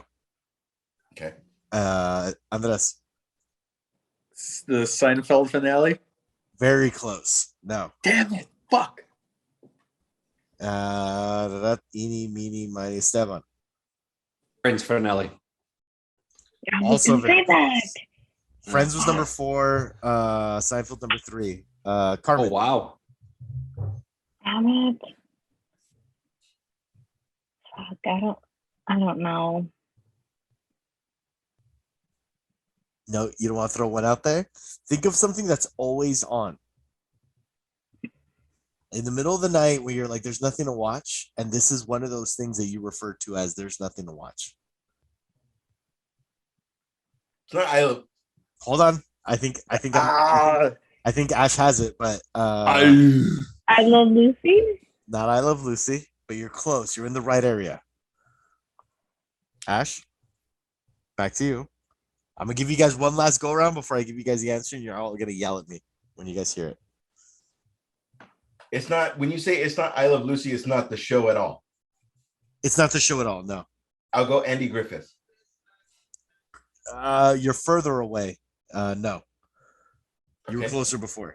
What's my first guess? Simpsons? Oh. Andres. I think I'm good where I'm at. Thank you. Carmen, any last thoughts? I don't. Cheers, maybe. Oh, it's a Very good guess. close. Number 2. Damn, That's a good one. nice. Esteban. You're winning. Well done, Carmen. What could be more than Cheers? Taxi. Frasier. You guys are in the you're getting further away. Cheers was closer. All right. Anybody have any final guesses before I reveal it? Mork and Mindy. Can we do a 5-second where we just throw out the names of any fucking things that we think? Oh, Yes. All right, go. 5. Fucking. Come on, guys. Cosby Show. 2 Cups for Comfort, Three's Company. Laverne and Shirley. MASH. No. There it is. Mash. There it is. It was Mash? Well done. Mash is Mash. a piece of shit. Well done. My Mash dad was so- loved. I My used to watch dad. Mash My all ass, the time. okay. No, Mash was That's bad. why I'm saying it is the show. Mash that- would come on. No, here's how they got that. Hold on. Mash You is would watch the show everything that you ever want to watch, and then you go to fucking sleep watching Mash because Exactly. you'd be sleep. That's what I'm saying. MASH was that show when you're like, there's nothing to watch. MASH was what always was on. MASH aired its final episode in 1983, most watched episode of television ever, Wow. drawing an average of over 50 There was 4 million. channels at the time. Wow. Holy Probably shit, the president dude. was on at the same time. 50 million views for the season Wow. finale. God damn it, Mash. I kind of thought you would have gotten that, Ash. I'm not gonna lie. Wow, dude, that's actually Because you're pretty cool. old. Yeah, I was probably watching the premiere of it. Got it. Because you're old. he was there in a suit. Like, Yeah. I was you're an old. extra in the background. He was an extra. all right, Carmen. He was the executive producer. This is my last one before we get into Book of Boba Fett. Okay, you're gonna Okay. kick this one off, and this one is either very easy or very hard, depending on how you look at it. Oh, God. Ew. Oh, I'll explain. Hi-yo. I'll explain in a second. Hi. What is the best-selling book of all time? Everybody, shut up. Oh, Jesus. Harry Potter. Okay, that's your guess. If you say a series name, I'll take it. Yeah. I'll Okay, do, Harry yeah, Potter? I'll go with that. Andres. The Bible. That was mine. That was Oh, mine. God. You took mine. Esteban.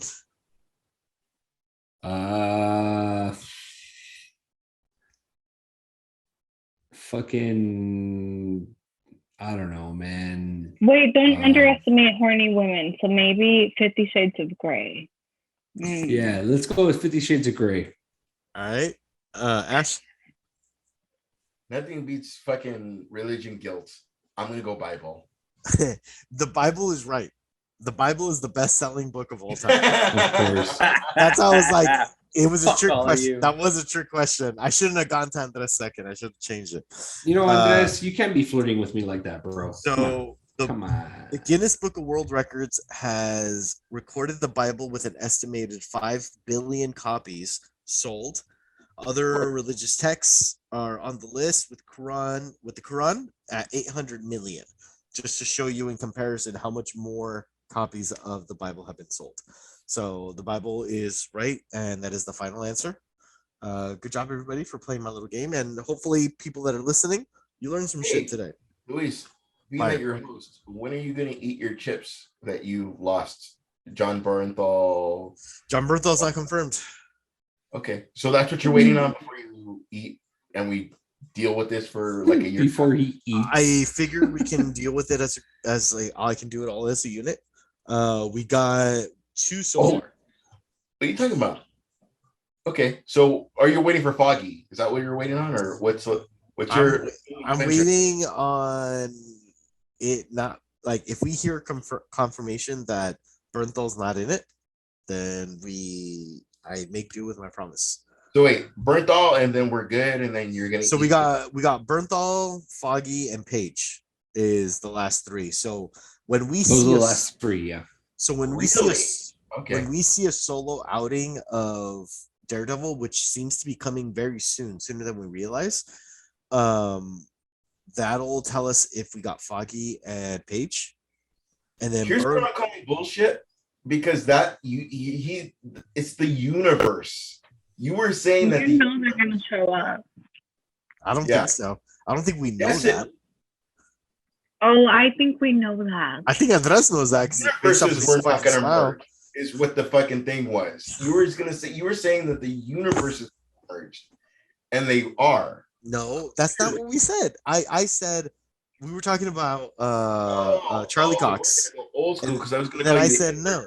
No, bro, you were trying to make it seem like there's no way the Netflix universe was going to merge with the current Marvel universe. Yeah, and then that's Andres, what the fucking shit was. That's not what I said. I said Charlie Cox specifically, and then and then Andres said not only is Charlie Cox coming back, I'm saying Foggy's coming back.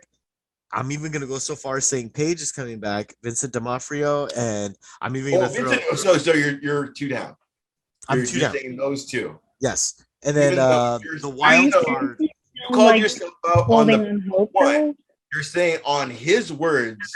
Now you're adding on to it on his words. So you're banking on not eating the chips on his words. Oh no, he's already no, bro. He's already eating 2 chips. I got 2.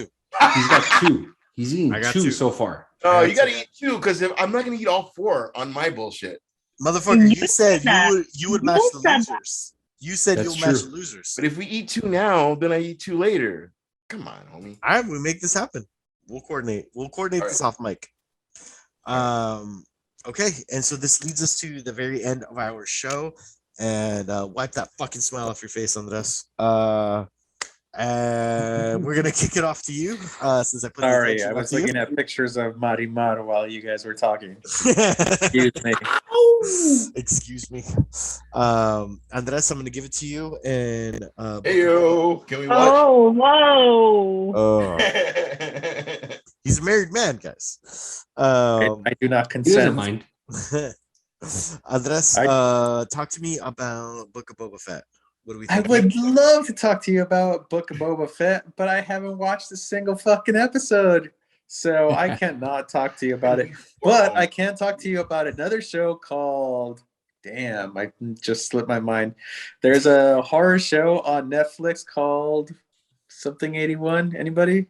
No? Never seen it. Yes, the demonic. The girl disappeared. What? Oh fuck! Archive 81. Yeah, exactly. Archive 81. Why haven't I heard of I'm it? fucking. How awesome would have been if it was Archive 81. Yeah. So I'm adding it to my fucking queue right now. Yeah, it's like number 1 right now on Netflix. What? Okay, before we get into Book of Boba Fett, I can't say tell me about this motherfucking thing about Book of Boba Fett. It's a good show. I am 3 episodes in. The acting is pretty good. It's about a dude that restores film, and he has to restore something. Mm-hmm. That's it. What's funny is I open up my Netflix and I'm like, I'm gonna look for it, and it's the first thing on my fucking screen. So nice. All right. Okay. Wait, is it a foreign film? No. Oh, okay. Because I mean, I can get my girlfriend to watch them, but it's hard. So it's not foreign, but there is only like one character, one actor, or 2 actors that you recognize. One's just a character actor, and the other one's a best friend, and everybody else is like new or people I haven't seen. So it's like, whoa. All right. Well, I will move from you. And Carmen, Book of Boba Fett. Are you caught up?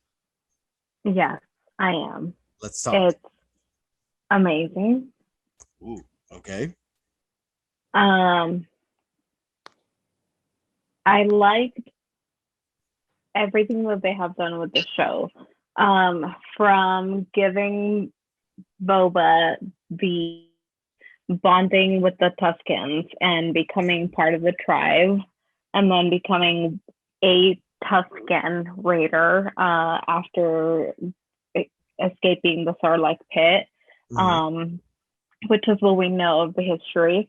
And then we understand why he's wearing like the black kind of suit robe that he's wearing, and then like the gaffy stick also, because we saw him on Lorian stick, and we're like, that's not what we're used to from Boba Fett. And it kind of like this show explaining like he got rescued by the Tusken Raiders and he became a Tusken Raider.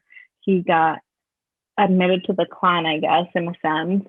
And then like you always have like the trials and tribulations of becoming a part of something, and him becoming a Tusken Raider and then earning his gaffy stick and going through the training, kind of like how Luke did that training with Yoda. This is kind of like Boba Fett's training with the Tusken Raiders, and like he's trying to understand them as a people and understand that they're ancient, they have been in Tatooine for a long time, and like we've only known a little bit of history of them, and he's just like, there's more to these people and I'm learning from them and learning things that I didn't know that I could learn or that I knew I would learn from them.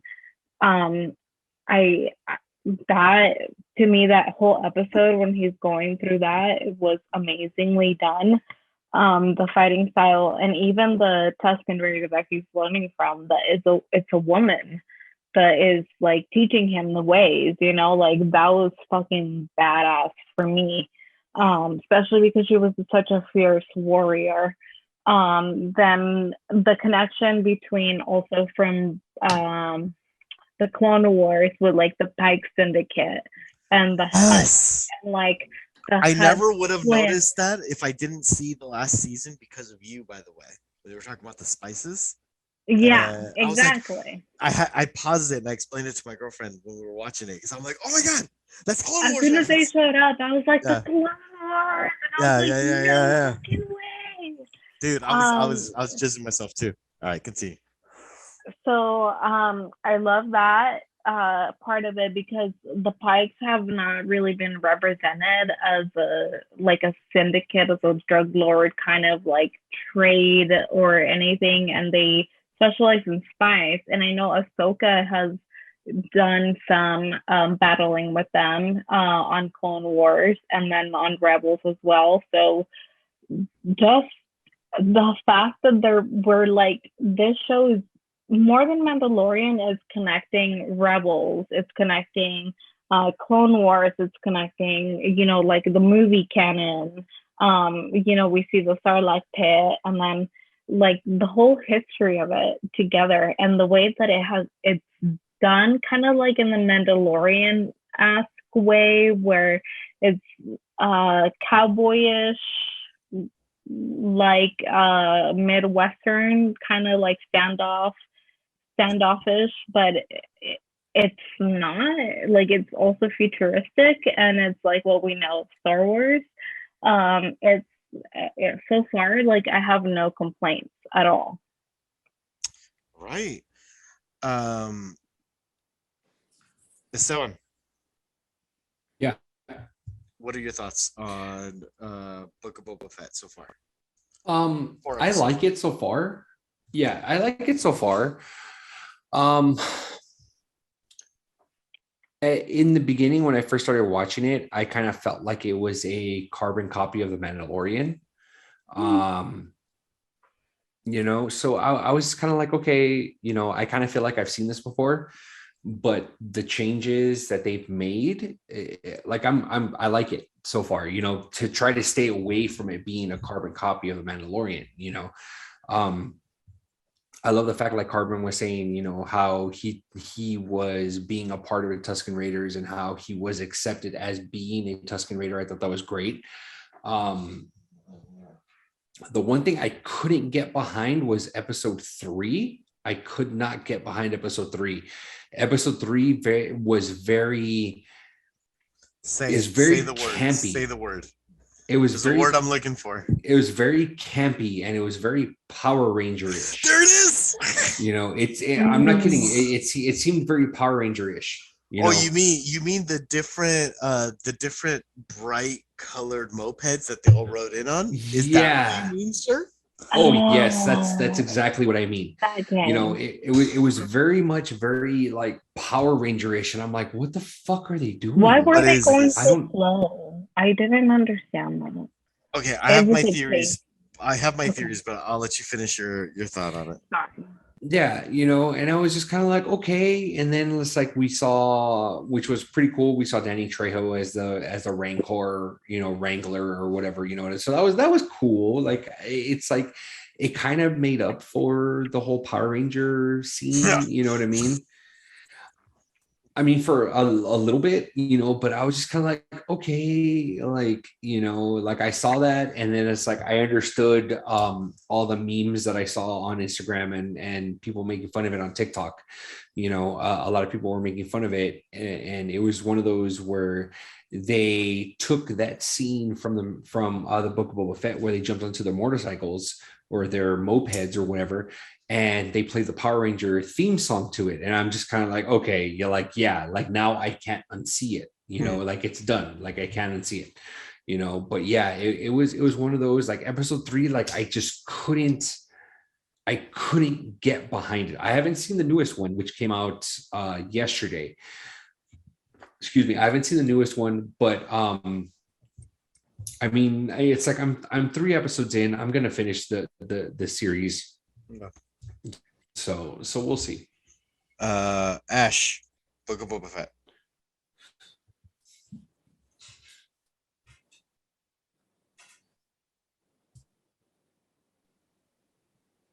Throughout all the Star Wars, Boba Fett was very much to himself, and it was, I know, I liked it. It was very good.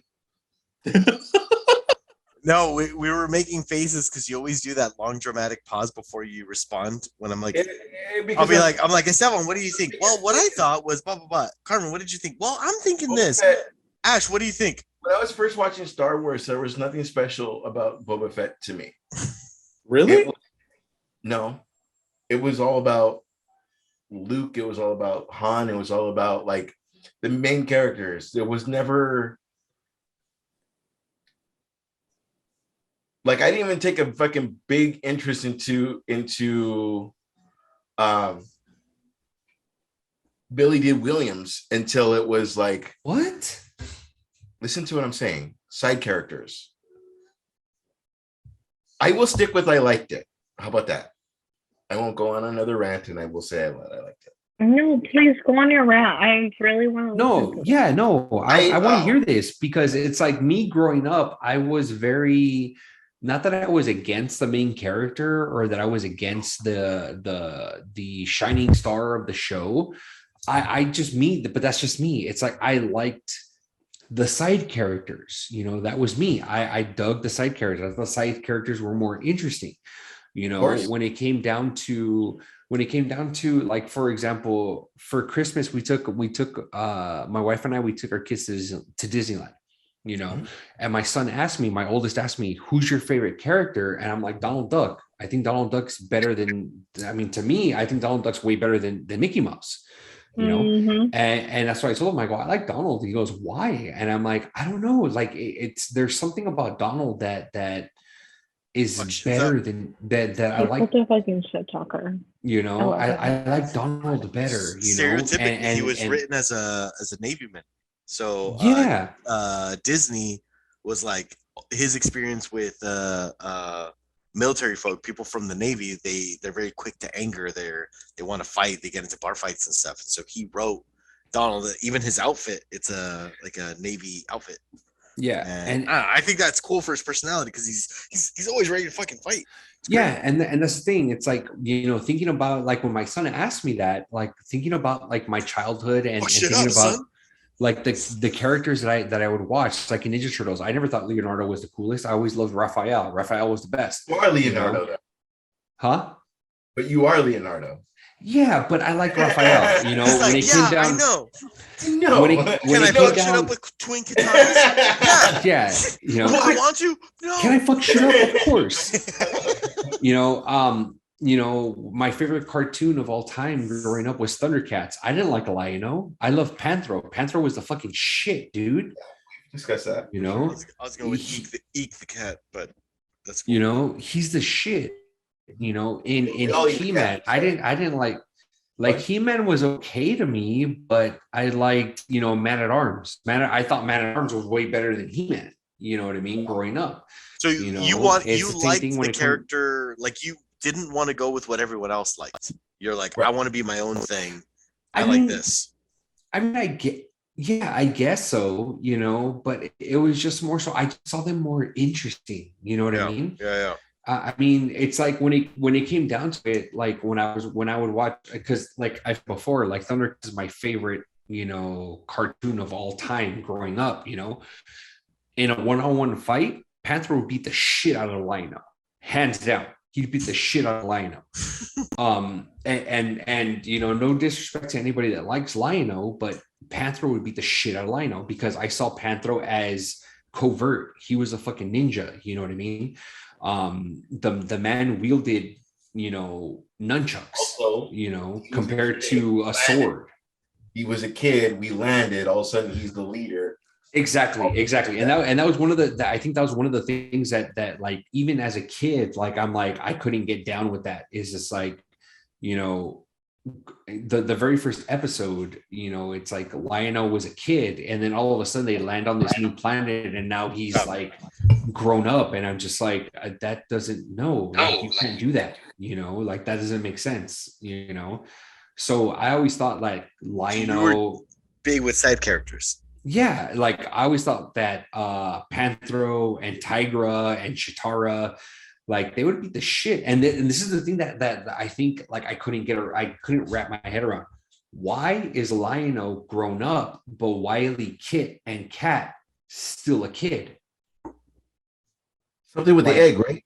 Wasn't it something with the? It was something like that. Yeah, it was stupid. Like I like as a kid, like I even saw it. I'm just like, this is fucking stupid.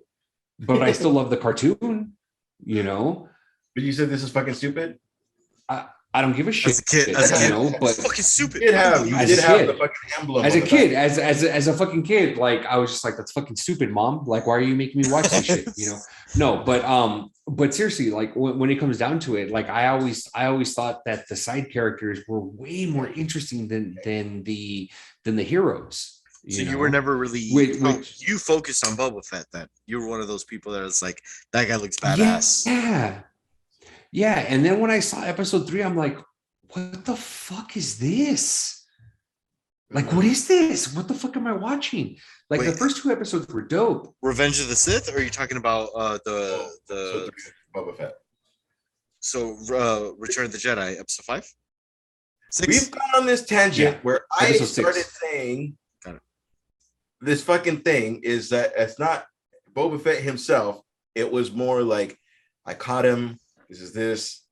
He was like to further the story. It's not that I'm saying that I don't like side characters, because as I said, I always like Kevin Hart. Even as much of a fan as I am of The Rock, there's other people that are there to make sure The Rock looks awesome, or Hugh Jackman looks awesome. There's always somebody that makes everybody else, whoever the star is, has to do that much work, and the guy that's the lesser of the name needs to make that movie amazing. Robin Williams like makes the movie amazing, and then all everybody has to do is react to Robin Williams, that kind of an actor. What I was trying to say was, it is awesome to me because the Tusken Raiders, like he was like, I am a prisoner. And then he made himself like, these are the rules of being a prisoner. And then through the rules, he made himself one of them by building trust.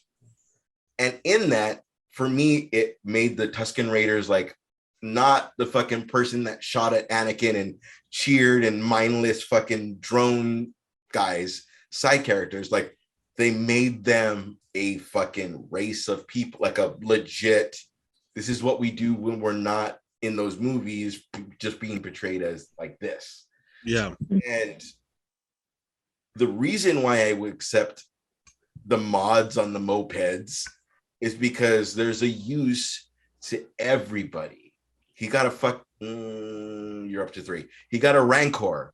He dealt with the fucking Jabba's cousins or sister and brother. Like, there is a use to everybody that makes it amazing, because he's gonna have like not even a one of everything, a more of a it's such an eclectic group that it's gonna be fucking awesome. Like, they're, when I say a use to everybody, I mean, like, it doesn't mean you're a that and you're known as only that because I've only met 3 of that and you're mindless, whatever. Like, if we were stuck in the sand getting shot by Tuscans, we're all, like, even in the pod racing scene, they get shot at by them and they cheer, and that it's such a throwaway scene. Like, we're so used to that. You know what I mean? But savages. Yeah. And it's just such a throwaway. I see a comparison. Even when they met Boba Fett, like, they were still introduced as savages, but there was once they started showing the kids, once they started showing this and that, the savages caring for the kids, and it was like, oh no, they're not just fucking homeless or whatever the fuck. Yeah, people, like, they're like I don't want to use the word race, but they are a people. Yeah, whatever the fuck they're gonna be. I even expected the girl in the black wrap up until the sorry, spoiler, the black wrap to be his number one girl, his number one henchman, his not even his equal as of part 4. Like, when they introduced, you saw episode 4? Yeah. Mm-hmm. Okay. I don't know her name, but I know what you're talking about. Yeah, I know her fucking real name, but the girl, the person that she's playing, like, it was almost like and the way they introduced her was kind of more. I feel like what he's learned from them, he's teaching her. Like, when she's like, we should have killed him. Like, no, bro. Like, let's learn what the fuck we have to do to take over this spot instead of just killing every motherfucking person in the room. Let's figure this out. Like, we should have fucking killed him. We should have done this. We should have done that. And then there's little looks where they should have killed him, and she'll look at him like, and then there's little things where they didn't kill him. And they're, you know what I mean? Like, the fucking long table where the Joker kills the one person that doesn't agree. Yeah. That's how the Joker would have done it. And then there's the one person that doesn't agree, but everybody else agrees until that one motherfucker agrees. Like, that's kind of the difference how I saw things of what he probably learned. In that, again, he, as a bounty hunter, he probably just would have cut. It's almost like a fucking in episode 3 when you're a bounty hunter. No, bro, I'm this and this and that. Like he's like, no, well, you're just a bounty hunter. There's just the little things of they're making a side character for me like this. This is what other people have seen the whole time. Yeah. Such a better journey for me because he wasn't like Boba Fett for me. Like he was like, oh, okay, the fucking bounty hunter. Like, if anything, when he was in a room full of bounty hunters, the guy with the fucking weird fucking kickboxer fucking tie knot thing, they were all, yeah, I don't like you either. Like, they're all fucking bounty hunter. Like, for me, there was anything different from him other than he was the one that caught him. Yeah.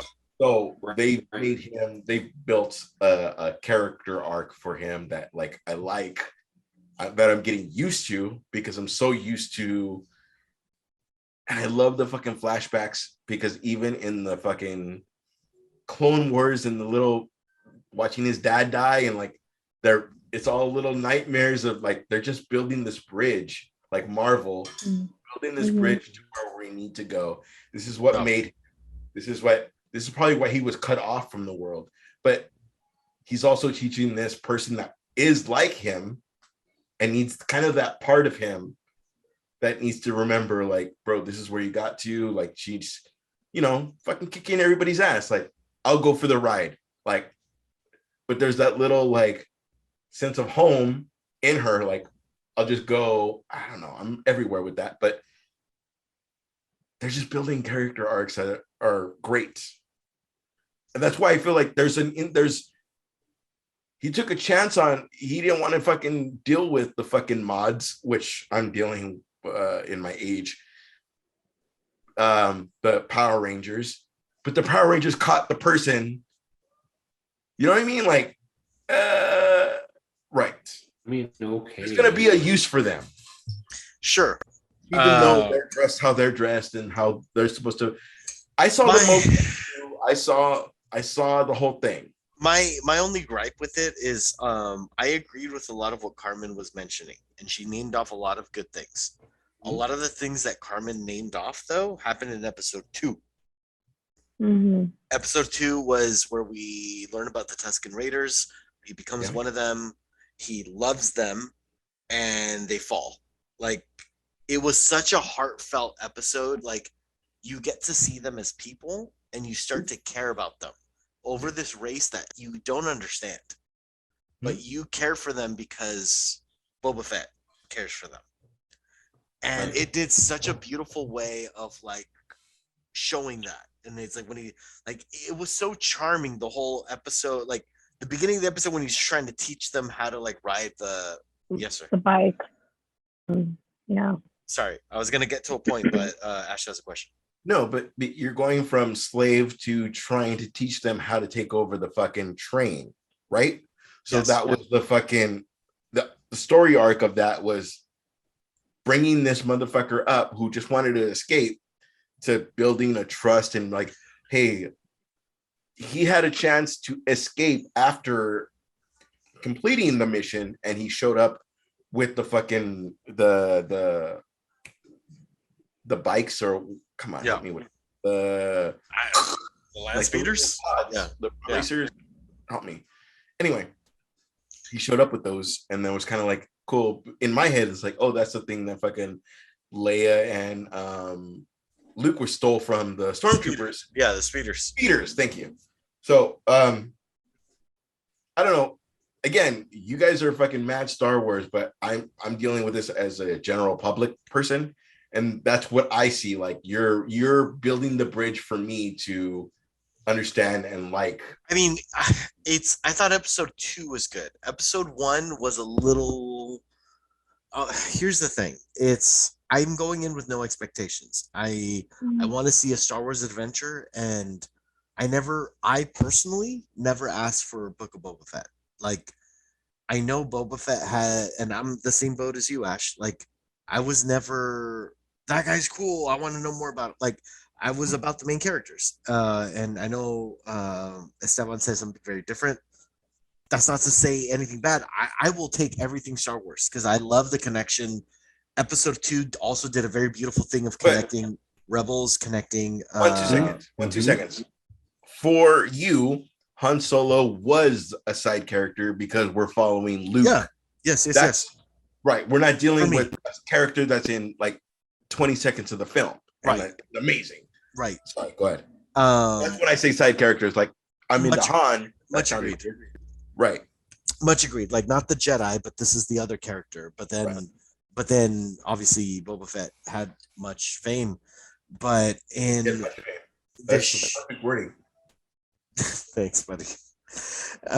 He had all fame. I know he was a very popular character, but it was very like, I don't know. I never asked for the show, but I'm gonna take it. I liked that it connected Rebels and Clone Wars with a lot of like their quote. It's not drug deals; it's spice, because the spice is generated from a planet, the slave planet. Mm-hmm. So it's like, it's bad. You know, you're not supposed to have it. Like, so the train smuggling the spices was great. Like, I love that whole sequence of it and the dialogue that went with it and the like, everything. It had so much heart. I loved it.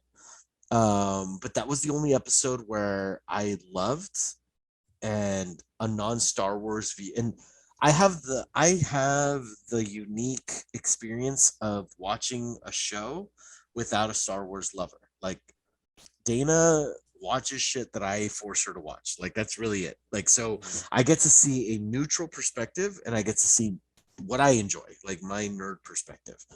And I'll see the phone come up and then that's where I know I'm losing her. And then I'll like make verbal cues like, oh shit, that's crazy. Like to see if I get a reaction, like, oh wait, what? And then I'll explain. I'm like, oh, this guy said this. Then she'll put her phone down and she'll like watch a little bit. And then when the phone comes back up, I know I'm losing her again. Episode 2, she was in, as was I. And then the other episodes, like she's on her phone, and I'm not gonna lie, I was on my phone a little bit too. Like the Power Ranger shit, like I was getting vibes of Endor of Ewoks being which was admitted by Lucas of being a toy opportunity. Like when I saw the Power Ranger shit, I was like, I mean, I know they had their purposes and I know what they're doing. Like they seem to be very heavily showing like these are humans with modifications.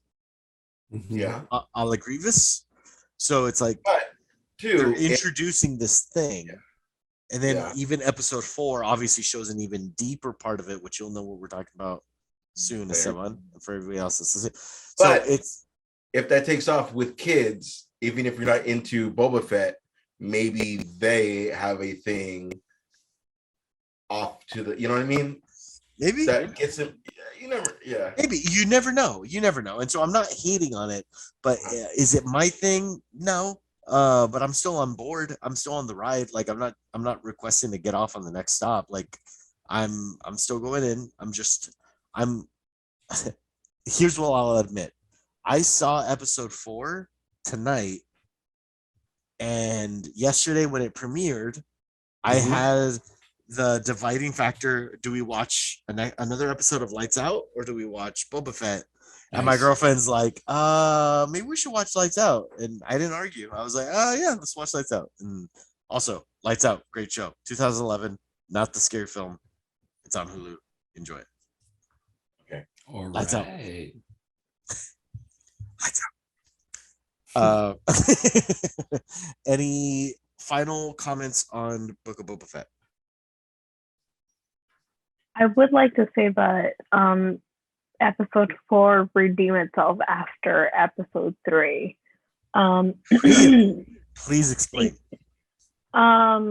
Just because, okay, Power Rangers, I get it. The mopeds, the whole scene didn't work. I'll admit it didn't work at all. Pause. Did you find it strange that Robert Rodriguez directed the whole fucking thing? No. You didn't find it strange? That was sorry. That's on brand. Now that you say it, it seemed very campy. It made sense for episode. I mean, at the very beginning when they showed Danny Trejo, I was like, Machete. Of course, you got him to fucking cameo in this, like, Robert Rodriguez. Anyway, but sorry, didn't mean to interrupt. Please continue. No, you're fine. I would just like to forget about episode 3. You know what I mean? Just honestly, like it didn't work for me. The whole chase, the whole explanation of who they were. There were certain moments that were cool, like the reveal of the Wookiee, the Black Wookiee. Black Carsantian or whatever his name is. Yes, he was in the Vader Down comic. If you haven't read the Vader Down comic, an absolute must read. Really good. Sorry, Carmen, continue. No, he's a fierce gladiator, and he's gone up against Obi-Wan Kenobi. So like he's fucking fierce. Yes, go ahead. No. There's a scar that he has now because of some previous fight, right? Yes. Right. Okay. That's the only thing I wanted to bring up because that's something comic book news said that I was kind of cool because like whatever he has now was supposed to be from Obi-Wan. So that's all. No, he's battling against Obi-Wan. He's like this well-known gladiator. So I liked all the scenes that they done with him. I understand how they were trying to set up like I don't even know their fucking name, their gang name or whatever. The moped people. That didn't work for me. It honestly didn't work for me. But episode 4, I thought did, because then we go back to connecting to Mandalorian and how Fennec Shand and how she's kind of, it explains the connection with Boba Fett of like why she's there, because also she's a bounty hunter. And it's like, why are you here? Why are you like Boba Fett's second in command or whatever you want to call yourself? Like it explains that. So I like that. I do feel that it needs to connect a little bit more on.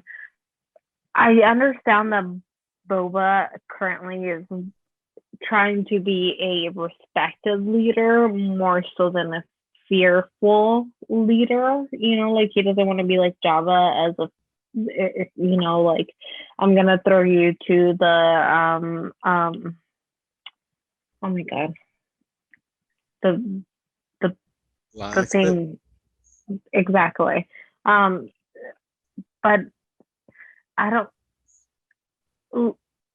I say let's give it a chance until the show ends, just because like I feel that it's gonna end into the fact that Boba just wants the best for Tatooine and wants to be like a lord that kind of distributes the wealth amongst the clans, and especially the Tusken Raiders, because they were the ones that lent him a hand or rescued him or whatever. So I like that aspect of the show. It's very different than Mandalorian, because Mandalorian, like, he's by himself. He then meets this kid and is trying to protect this kid, and there's like more to that.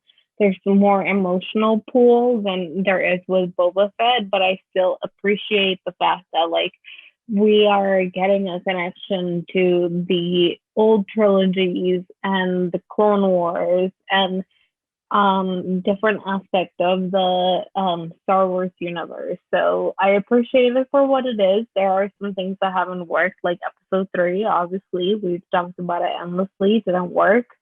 But I'm still hoping that it continues on as episode 2 did and episode 4 for me. It's super hard because we did a whole fucking season of Mandalorian not wanting to take off his fucking helmet, where fucking doesn't even wear his helmet unless he's like in war, which in Star Wars, like, that the helmet was on every scene we saw him. So it was, but I get it in that, but it's even then, it's the different attacks of how they're doing everything. It's good. Yeah. Yeah, I mean, I'm along for the ride. Hold on, but it's weird too that the race that we fucking were introduced as for Boba Fett, Andreas went away again, is Boba Fett, and then there's Mandalorian Mondo. Am I saying it wrong? Mm-hmm. Mondo. Right, and again, it's so easy for him to take off the helmet. I hope one day it's like explained why this person. Like, is Mondo just going to take it off his helmet like all the time? Wait, they explained it in Mandalorian. In the second season, yeah. Yeah, They sure did. Just to recap on the explanation was Mondo. He said, "You're not from Mandalore because you're not supposed to show your face," and he's like, "You still believe in that ancient religion? Right. That's not real."